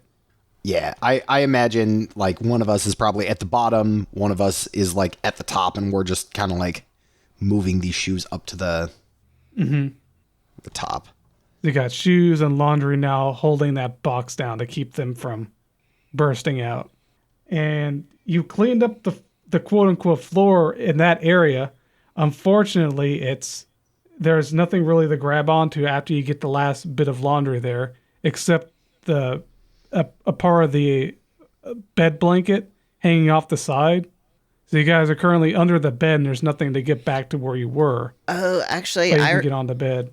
I distinctly remember seeing the bed was unmade as well. Perhaps that's something we should take care of. Yeah, that's probably smart. Errol will attempt to climb the piece of blanket hanging over the edge. And As you start climbing, you can hear like banging coming from the toy box saying, "Let us out! Ah! We want to be remembered." But no avail. They can't get out with all that weight. You start climbing your way back up, and you make it up to the top of the bed. Where's everyone else at? I think Norage is going to do the same. He's going to try and find a way up to the bed. Mm-hmm. Oh yeah, you can easily just climb your way up there. Perfect. And again, I can fly, which is a strange sensation for me, but I'm going to take advantage of it while I can. I mean, it's interesting. Like, I think Norage is just going to go on a tangent. You know, it's interesting. I have a glider back home, and I can use that to fly a little bit. And, you know, it's really weird being just like up in the air and not having your feet on the floor like usual. Yes, well, my material form has also been developing a glider to allow my puny size to float, if not fly. And I did a small amount a short while ago, and it was quite thrilling, in fact. But yes, having biological wings attached to my back, that's new. Well, as far as it goes for me, not having thumbs and digits on fingers is very inconvenient, to say the least. Oh, I know. I know. So as we reach the top of this bed, what's the situation? How bad is the damage up here? Oh, you know, those weird mathematical, like just weird diagrams of like, what do you call it? A Mobius strip, where it's like when your bed's like when you wake up in the middle of the night at 3 a.m. and like the bed's like this, and like all your covers are in this shape, and it shows like a Mobius strip. It's like that. Like you don't know how the bed got this unkempt, but it is. It's just twisted all over the place. All right. Well, let's get going. And Norage is going to look to see if he can find like the bottom sheet. Mm-hmm. So as you go to look for the bottom sheet, it seems like as you're trying to dig through it, it just gets more and more strange. It seems like it begins to move on its own. It's like the more you try to make it, the more it tries to mess itself up. All right. Well, this is rather annoying. Yes, that's the best way to describe it. It becomes annoying. It gets very frustrating the more you try to work with it. Can I try to will the bed into allowing itself to be made? Oh, interesting. Yeah, go ahead. How would you go about doing that? So I think Norage is just gonna stand like very, very parently, fatherly, I guess. And he's just gonna stand like hands on his hips, and he's gonna be like, "All right, that's it. No more Mr. Nice Norage. I demand that you make yourself this instant." And he puts on his Norage is not a father, but he puts on a dad voice. Mm-hmm. You hear the bed like angrily, like kind of talk back. It just goes with some eldritch gurgly voice, and you see like the sheets kind of come up and the blanket come up, and even the pillow kind of starts floating in place. Like Norage just turns around and he's like, "Nope, none of that. You make yourself this instant, young man." It's not listening. It's retaliating. But you guys get to react. So it's actually getting ready to attack you guys while you guys are on the bed. Errol is going to pluck a feather from one of his wings and hold the feather in his bill, and he's going to get close to this thing and attempt to tickle the sheets. Interesting. Okay. So that's going to be your turn. So you attempt to tickle the sheets, and it starts giggling, but it shakes itself off, and it gets ready to... one of the pillows comes up behind you, getting ready to smother you. It didn't quite work. It was close. Okay. All right. So the other two. I think Norage is going to...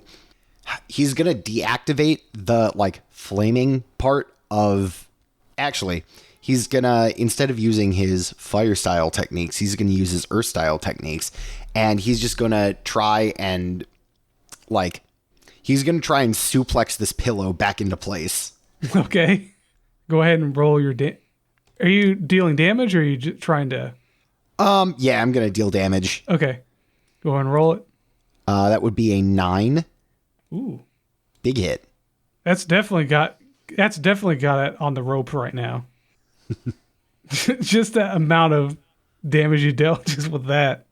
All right, so the pillow part's incapacitated, but the sheets and the blankets are still twisting and turning. And that leaves Kit.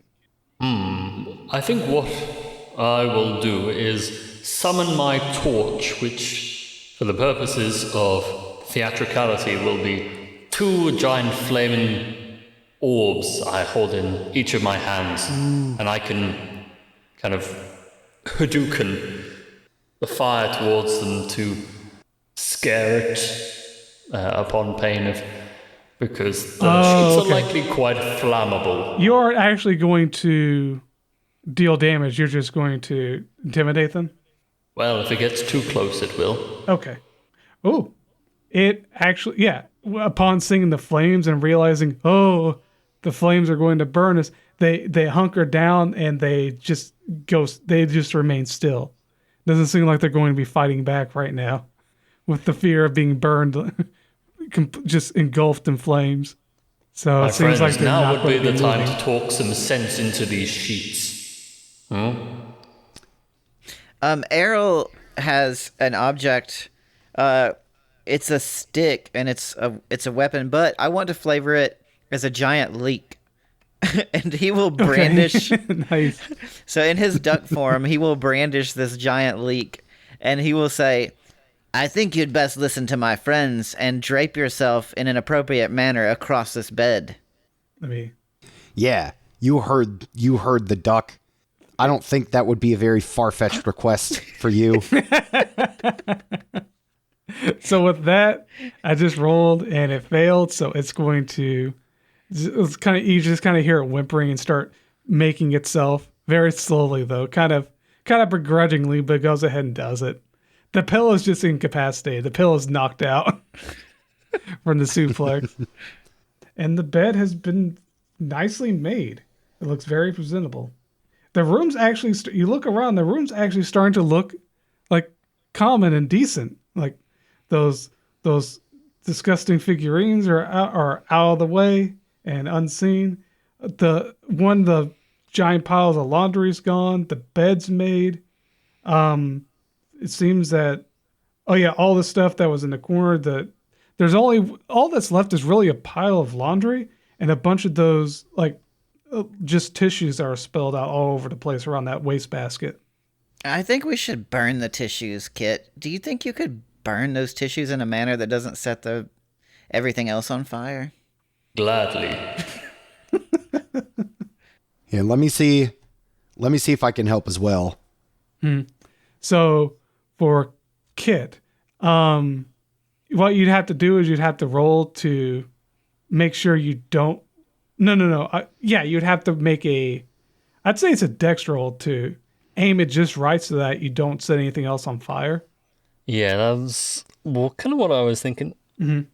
So what Kid is gonna do is pull out his bow again, and with the torch, which is gonna light the end of one of the shafts of light we use as arrows, and heroically pull it back and launch the arrow, and hopefully it'll land dead square right in the middle of the basket. But let's see, shall we?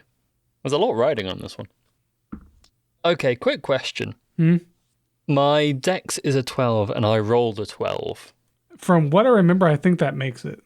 Yeah, normally in other role-playing games, it's, if it meets it, it beats. But I just wanted to check in this particular one whether it specifies. From what I remember, if it meets, it beats. I believe that's what it was. If the result is equal to or less than their score in that stat, they succeed. Right. Yep, I was about to say. Excellent. There we go. That's what I remembered.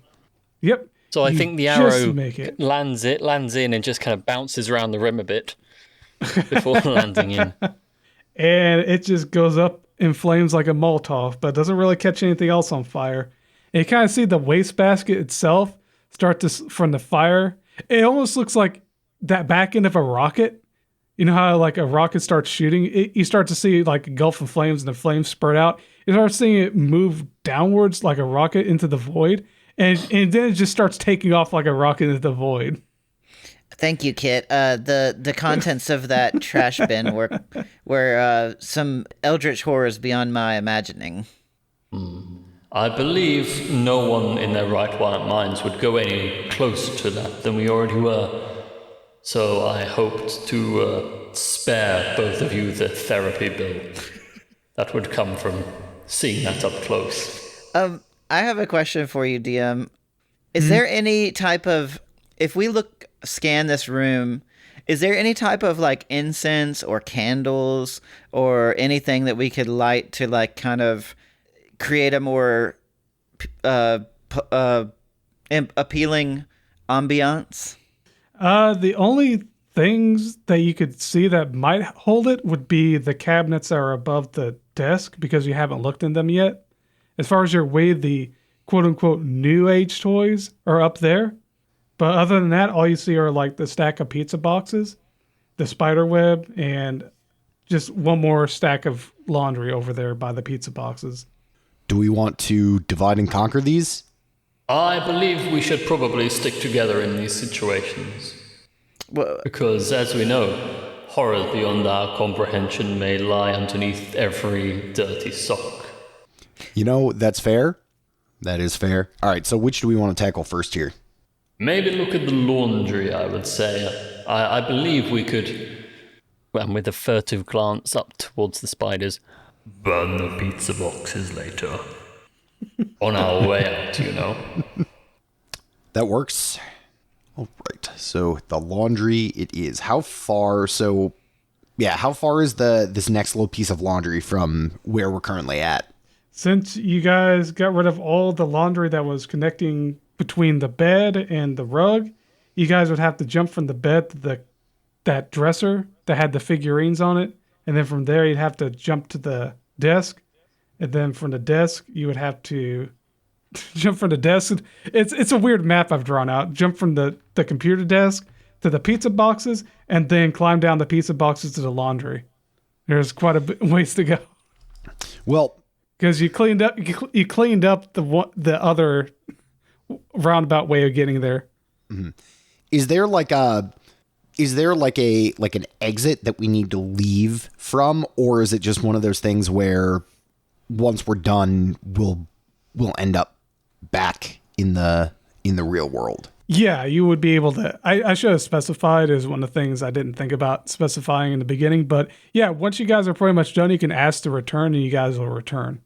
Okay, so maybe we take care of these three in the order, in the order of how quickly or how easy it is to get from one to the other. So maybe we take care of the spider web first, then we take care of the pizza boxes, then the laundry, and then we get going.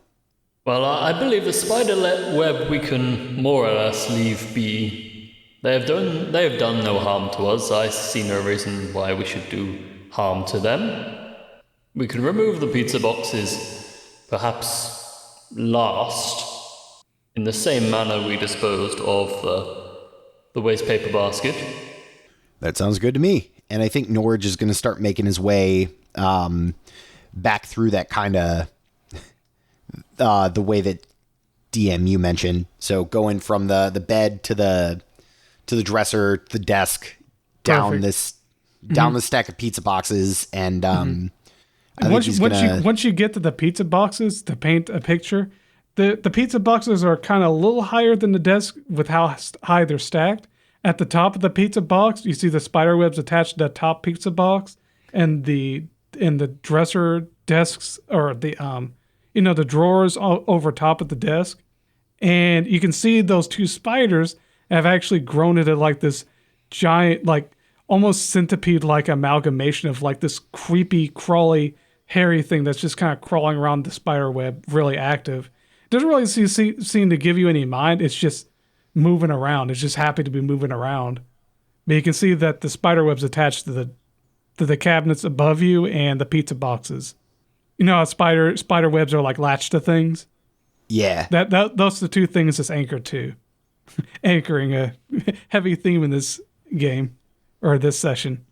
Yeah, that spider web's anchored to the cabinets above you and the pizza boxes and the pizza box tower. So it seems that we're going to have to deal with this spider web in some way. But you can climb down the pizza boxes without disturbing the spider web. Because like I say, those pizza boxes are stacked up a little higher than the desk, so you can kind of slip your way down the pizza box tower. I wonder if with a concerted effort we could push this pizza box tower away and it would disrupt the spider web, and then the spiders might seek refuge elsewhere. Or spiderpede, perhaps. I believe I have an idea for that.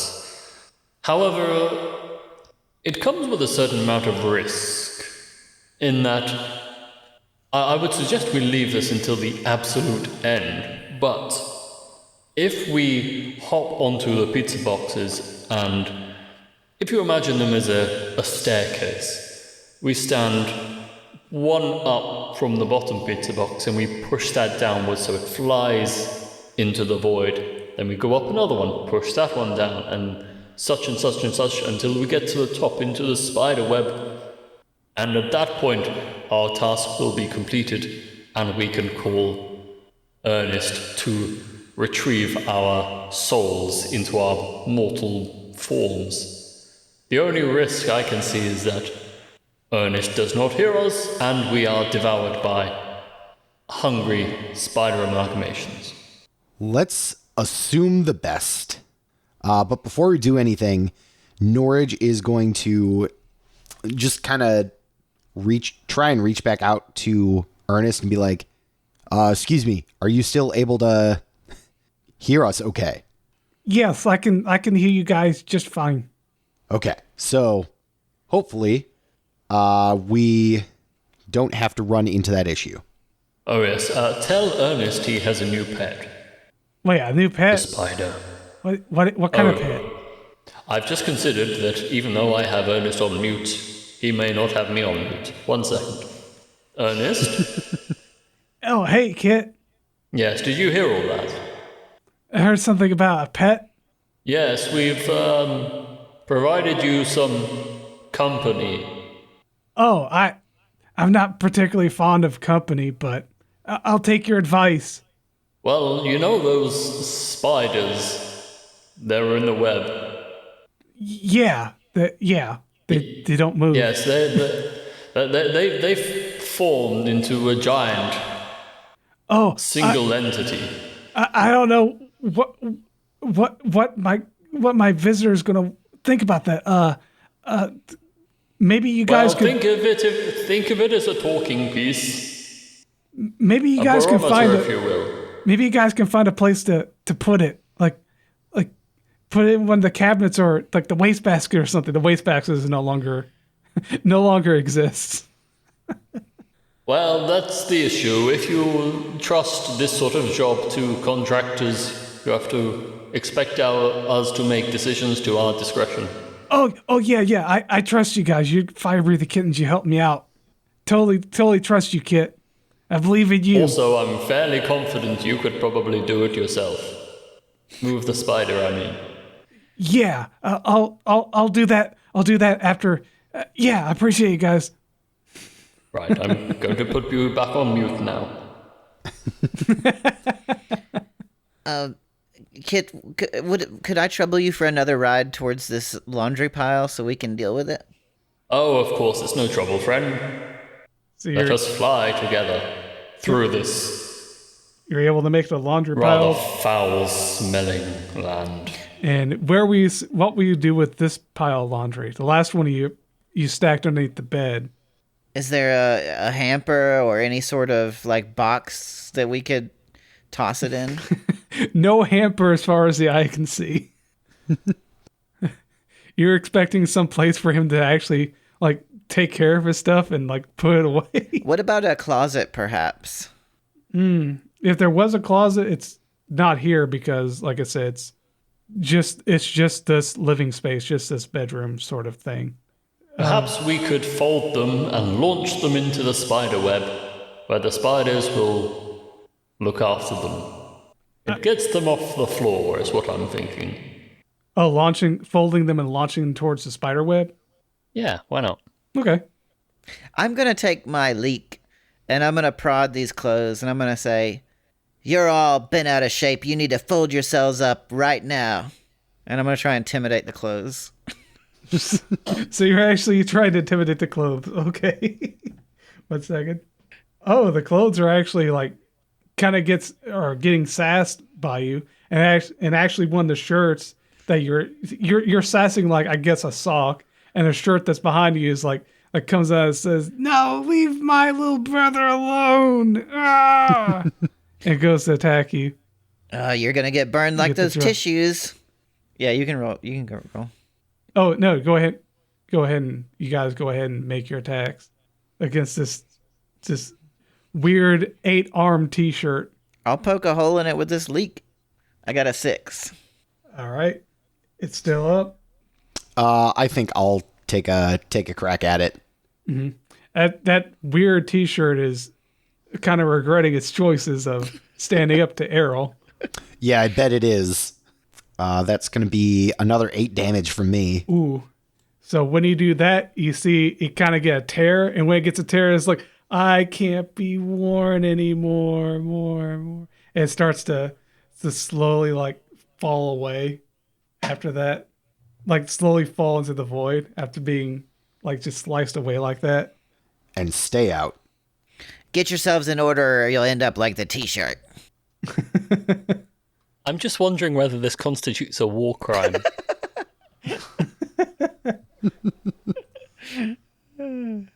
But yeah, that was the end of that shirt. Doesn't seem like any of the laundry is like really fighting you now, and they actually start to slowly like fold themselves.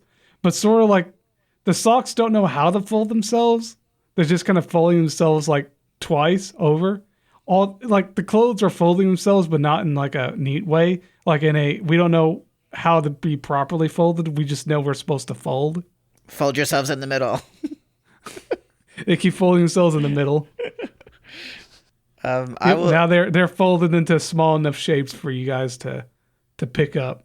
And like I say, they're much bigger than you guys, or around your size. Well, for Errol the duck, it's going to be really large, but for Norage, with his actual large form, about 1 foot high, or about, you said 25 inches. Oh wow, that's like you're like 2 feet high, or 2 feet tall. I'm a big boy. Yeah, you're a big action figure. So you can actually pick them up no problem and just start chucking them. Perfect. If anyone can easily chuck them, it'd be Norage. Yeah, I'll do that then. Okay, it'd be a strength check. Strength. And you're chucking them up towards the spider web? Yes. I got a 1, which is I believe, I don't know if they have critical successes, but if they did, it would be 1. It would be a critical success. Yeah. So you just chuck that with one arm, just overhand it right into the spider web, hits it main body, and it just kind of tears the spider web in one piece, and it starts getting sent towards the into the void behind it. But the spiders are able, the giant amalgamation spider centipede thing actually jumps off when it sees it, and then starts scurrying itself up into the cabinets. Actually makes its way inside the cabinets that are cracked open. And then you guys start to hear a ruckus going on inside the cabinets. Well, that's So you none got of ready. our You got business. ready to. You got the laundry folded, and got rid of that spider web, and the spider thing went inside the cabinets, and a ruckus is happening inside it now. So the rest of these clothes, should we try and put them in the drawers, or do we just leave them in a folded pile? At least it looks a little neater. I feel like let's fold them. Maybe leave some directions here. Take care of the pizza boxes and call her a day. Yes, we can leave a note on the folded clothes to make it appear as if they have just been washed and folded. Or to say something along the lines of tomorrow's Put these in the outfit. drawer. Oh, that's even better. Hide it in plain sight. I like it. Yes. So you guys It start will at the taking very the... least make... Sorry. It will at the very least make Ernest look organized in some regard. Or maybe we put a note that says donate to charity so that it seems like our friend Ernest here is an upstanding gentleman, if you will. I like that. Yes. I love this, yeah. Donate to Eldritch Halfway House. So the act of folding the clothing and just putting it together, they kind of just stick to themselves and they kind of float in place here since they aren't being forgotten or being unanchored. You guys are just making them look neat and tidy, putting them in a nice stack together with a note. And yep, that just leaves pretty much the pizza boxes. All right, well, let's take care of these pizza boxes and let's call it a day. So how do you deal with these? They're big and bulky and stacked up. I think we just burn them. I might be able to use some of my flame stuff to make sure that it stays contained. Yes, the last thing we need is a large fire getting out of hand. I know we already have that sort of reputation, but... Well, I guess we could also just kick these into the void. Yes. Maybe we could do both. Set fire to one at a time and kick that into the void. That works. Let's try it on the first one, and then if it goes well, we'll just keep doing it. Mm-hmm. So which one do you start with first? Are you going from the top down, I'm guessing? Well, what if I was going to say we go bottom up. Bottom Yeah, up. what if we just kick the bottom one and all of them fall into the void? It's an interesting way of thinking about it. Okay, so you're going to attack the bottom one. Are you attacking it? Or are you trying to push it, kick it? And who's going to be... I have an idea. So, Kit, perhaps you could push the top part, and then Norage push the bottom part to, like, topple it and, like, you know what I'm saying? Like, kind of tip it over. That way maybe we can knock the whole stack loose. Yeah, let's try it. Okay, so who's getting up? I take flight. Mm-hmm. You're going to the top, and Norage is at the bottom. So each of you make either, in this case, it'd be a strength or a dex save for either of you. Either one, doesn't matter. All right, I made a... Oh, you go first. I rolled a 5. Both mine are 12. So. Mm-hmm. I rolled a 15, which meets my strength. So I just barely... Go ahead and describe how you guys are doing this. One's pushing, one's pulling, and you're making it... Since my size is quite diminutive while this is going on, I will just call cadence, and I'll say, heave, heave, heave. We got the coxswain. I think what happens is... I would assume that Kit is probably pulling and Norage is probably pushing just because he's closer. Mm-hmm. And as Norage pushes, he like trips over himself and almost falls into like a patch of void, but he catches himself at the last second and is able to like kind of wheel his arms back and make sure, balance himself. Mm-hmm. So as you guys are heaving and hoeing from the top and bottom, you're actually able to dislodge them. They start to tilt. They start tilting backwards, and they start to slowly fall away. Slow enough to where you're able to get yourself up and make a way to either jump onto the desk if you're at the top. Oh, Kit's at the top, so you could jump to the desk, where Norage could jump down to let's see. Oh yeah, the desk, the office chair. Oh, that's what's there now. Before we leave, I have a good idea. So, is there like a Oh wait, the photo laundry is there too. Is there sorry, go ahead. Is there like a coffee table or perhaps a small little breakfast or dinner area? Closest thing to a coffee table would be the dresser drawer. I will take this piece of paper from a baking book I have, and I've seen Chico many times do like origami or folded paper. So I'm going to use my knowledge of that I learned from him to fold it into the shape of a flower, and I will place it somewhere on a surface close to the door or on the dresser if that's the best place for it. Okay, go ahead and roll a dex save to see how good it is. I got a 3. Oh, it's actually really well done. I would like to make it look like a rose if I could. Yep, while you're folding that, the other two are either jumping their way. Kit, are you jumping to the desk or are you coming back down to the folded laundry? I will go to the desk.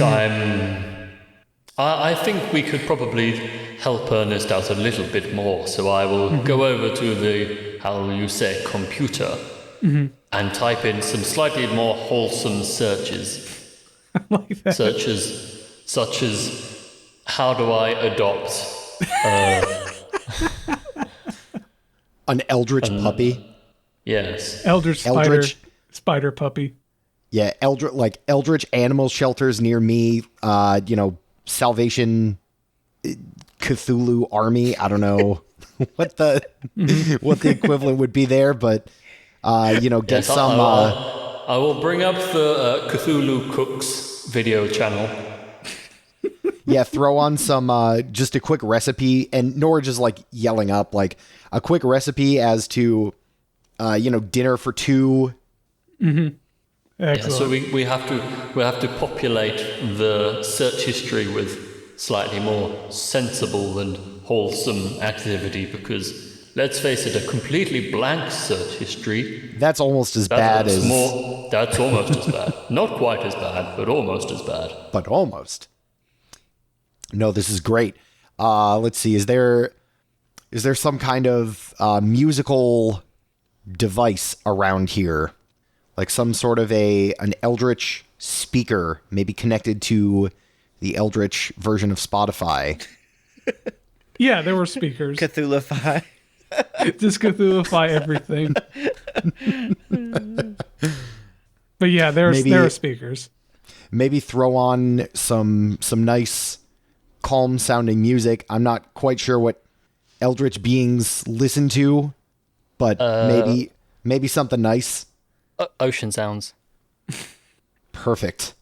Oh, ocean sounds. That took me a minute. I got there though.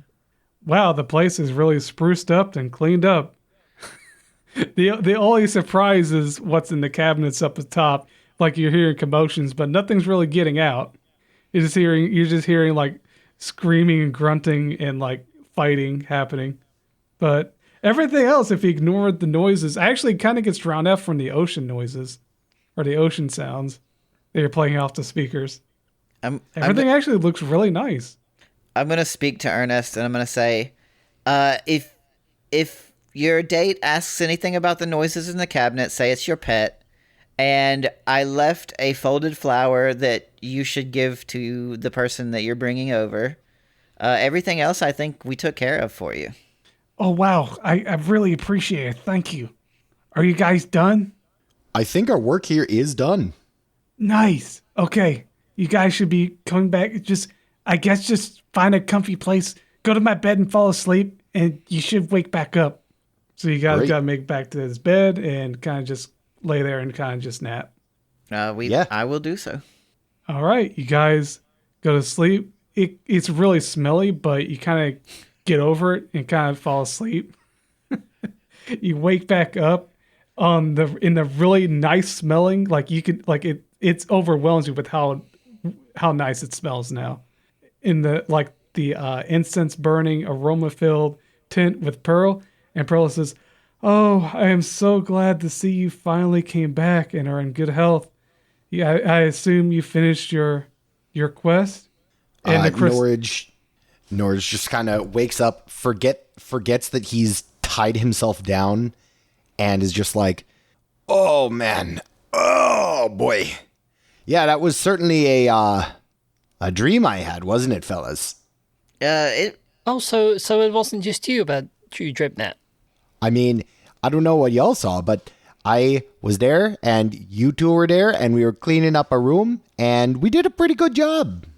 I mean, cleaning can be its own stress reliever sometimes because you're getting, making things look nice, kind of tidying up some things that you had been staring at for a long time. It can ease your anxiety a little bit to clean up. So it was nice. Well, that's what Master Malakas always says. There's nothing as relaxing as cleaning the entire monastery. Now go do it. And Pearl smiles and responds with, "Well, I see our friend here in the crystal ball has vanished, and I don't know if he spoke with you about a reward or anything. Well, I know he mentioned a reward before you went, but he's not here at the time. I guess he's showing off his room to his esteemed guest at this moment. So let's all hope it turns out wonderfully for him. And with that, you know what? I was going to charge you. I charge most people, but with you three friends, I believe you are the reason why I was visited with the dream and with the implications to set up my shop tonight. Today, I'll go ahead and just let you have it free of charge today and have you guys go on your way. I think everything will turn out just fine. Job well done for the fire-breathing kittens, I should say myself. You have a wonderful day. Let me know if you need any more fortunes told. I will make it a point to come back later and bring Pearl some popcorn, because I know she's very fond of popcorn. Yes, I am indeed very fond of popcorn, Errol. All of you have a wonderful day. It was a pleasure meeting you, Kit and Norage. Oh, likewise. The pleasure's all mine. So, the end of that, you guys would go off and do whatever business you have today, thinking about, okay, so where's my reward? When am I going to... Thinking about what I should have asked for, because Ernest said, go ahead and think on it, and get with you afterwards, but wasn't there to give you a reward or ask for a reward. So you're kind of thinking about all the things you wish you would have gotten. What kind of things would your characters wanted if you had a chance to ask them? I think Norage is very happy just doing, the reward is the task for him. So, he was thinking about a couple of things, but, he's just like, well, that's okay. I don't need to do any, I don't need any reward. I'm just happy to help somebody out. But the one kind of main thing that Norage was thinking of was just having a way to, I guess, contact his family back home in Giant's Landing and be able to let them know that he's alive and he's well and he wants to show everybody how strong he's become. Mm-hmm. What about Errol? This individual has reality warping powers. We've established that, right? Mm-hmm. So in his mind, the only thing he can think of that he wants is he reconnected with his mother, Laurel Ravenwood, Dr. Laurel Ravenwood, and then he just recently found his father stuck in an enchanted circus and saved him from that. So in his mind, he doesn't want them to be love potioned back together, but he would like there to be a meet cute. And so he's hoping for a reality warping situation where his parents bump into each other while getting coffee or something. Just so he doesn't have to do the whole awkward reintroduction because they've been apart for so long. Mm-hmm. And Kit, what would you... Well, thinking about it, I'd quite like my backpack glider to, work properly, without having to, attach myself to some sort of horse to, get up there. But then also maybe just having a little couple of grabber arms on top, because, I don't have hands. Mm-hmm. So I'll lose every single thumb war I'm in. And that's how we kind of decide, everything in the Fire-Breathing Kittens is thumb war. And if you don't have thumbs, then you can't take part in the thumb war. Mm-hmm. Well, so, with that said... thumbs and also the rest of the hand. Mm-hmm. With that said, between the three of you thinking and pondering what you could have gotten if you thought about saying it beforehand, thinking you missed your opportunity, you go to sleep. for that day or at that night, and you have just wonderful sound sleep. You're relaxed. You feel reinvigorated. You wake up, and for Norage, when you wake up, you realize you have this magical device. It's like a disc or like a stone disc, and you can actually hear your mother and father calling out to you and just asking how you're doing. Like, oh, hello, Norage? Mom, Dad, is that you? Yeah, we got this. Some salesman came by and said if we it's given us for free. Instead, if we speak in this, we could talk to you. Well, to be honest, I wouldn't expect you to have reached out to me. I thought that would have gone the other way around, seeing as how I left. But I hope everybody's, still alive, still kicking. I've been thinking about you for a while now. I've been doing kind of my own adventuring. I feel like you probably have to talk to Dad. He let me go. He was supposed to take me out. He didn't. Oh, So, I feel like at this point you probably have some questions, but maybe one of these days I come up back north. We talk about things for a little bit. I know that's not really how you do things, but maybe we can do, some kind of trial by combat, something like that, just like old times. Yeah, I'd really appreciate seeing you again. In fact, I should be able to see you. Have you looked in the this thing here? And you can't really see what she's talking about, but you kind of take the disc and you look around, and you turn it over, and the other side is like what looks like a mirror, but you can actually see your mother on the other side. And then she opens her eyes wide like she can see you. Says, oh, look at how much stronger you've gotten. So Well, she can I did it. I did it my own way. I know that's not really how you guys do things up there, but I am happy that you can see that I am stronger because I feel that I am. I'm so proud of you. Look at how much, like, you could take on probably the biggest and strongest giants here. Wow. Even how small you are, even though you're a runt, but I'm pretty sure you can prove everyone wrong now. Well, that's the thing. On the one hand, sure, I have some kind of cool tricks that I can bring back, but a lot of this I got to attribute to my friends and the fire-breathing kittens and the people around me. It's not just I know you're very individualistic when it comes to strength and combat and all that, but I really can't take all that credit. It's been a help for my friends who have built me up as much as I've been able to do myself. So, well, that's good to hear. Well, be sure you get stronger before you come back and challenge your brothers and sisters and everyone and your whole family and everyone in the village. Because looking at you now, wow, you've gotten so much stronger. Can't wait to see you when you've trained yourself up and you've proved yourself with your friends and all that you've got going on. Like to meet them someday.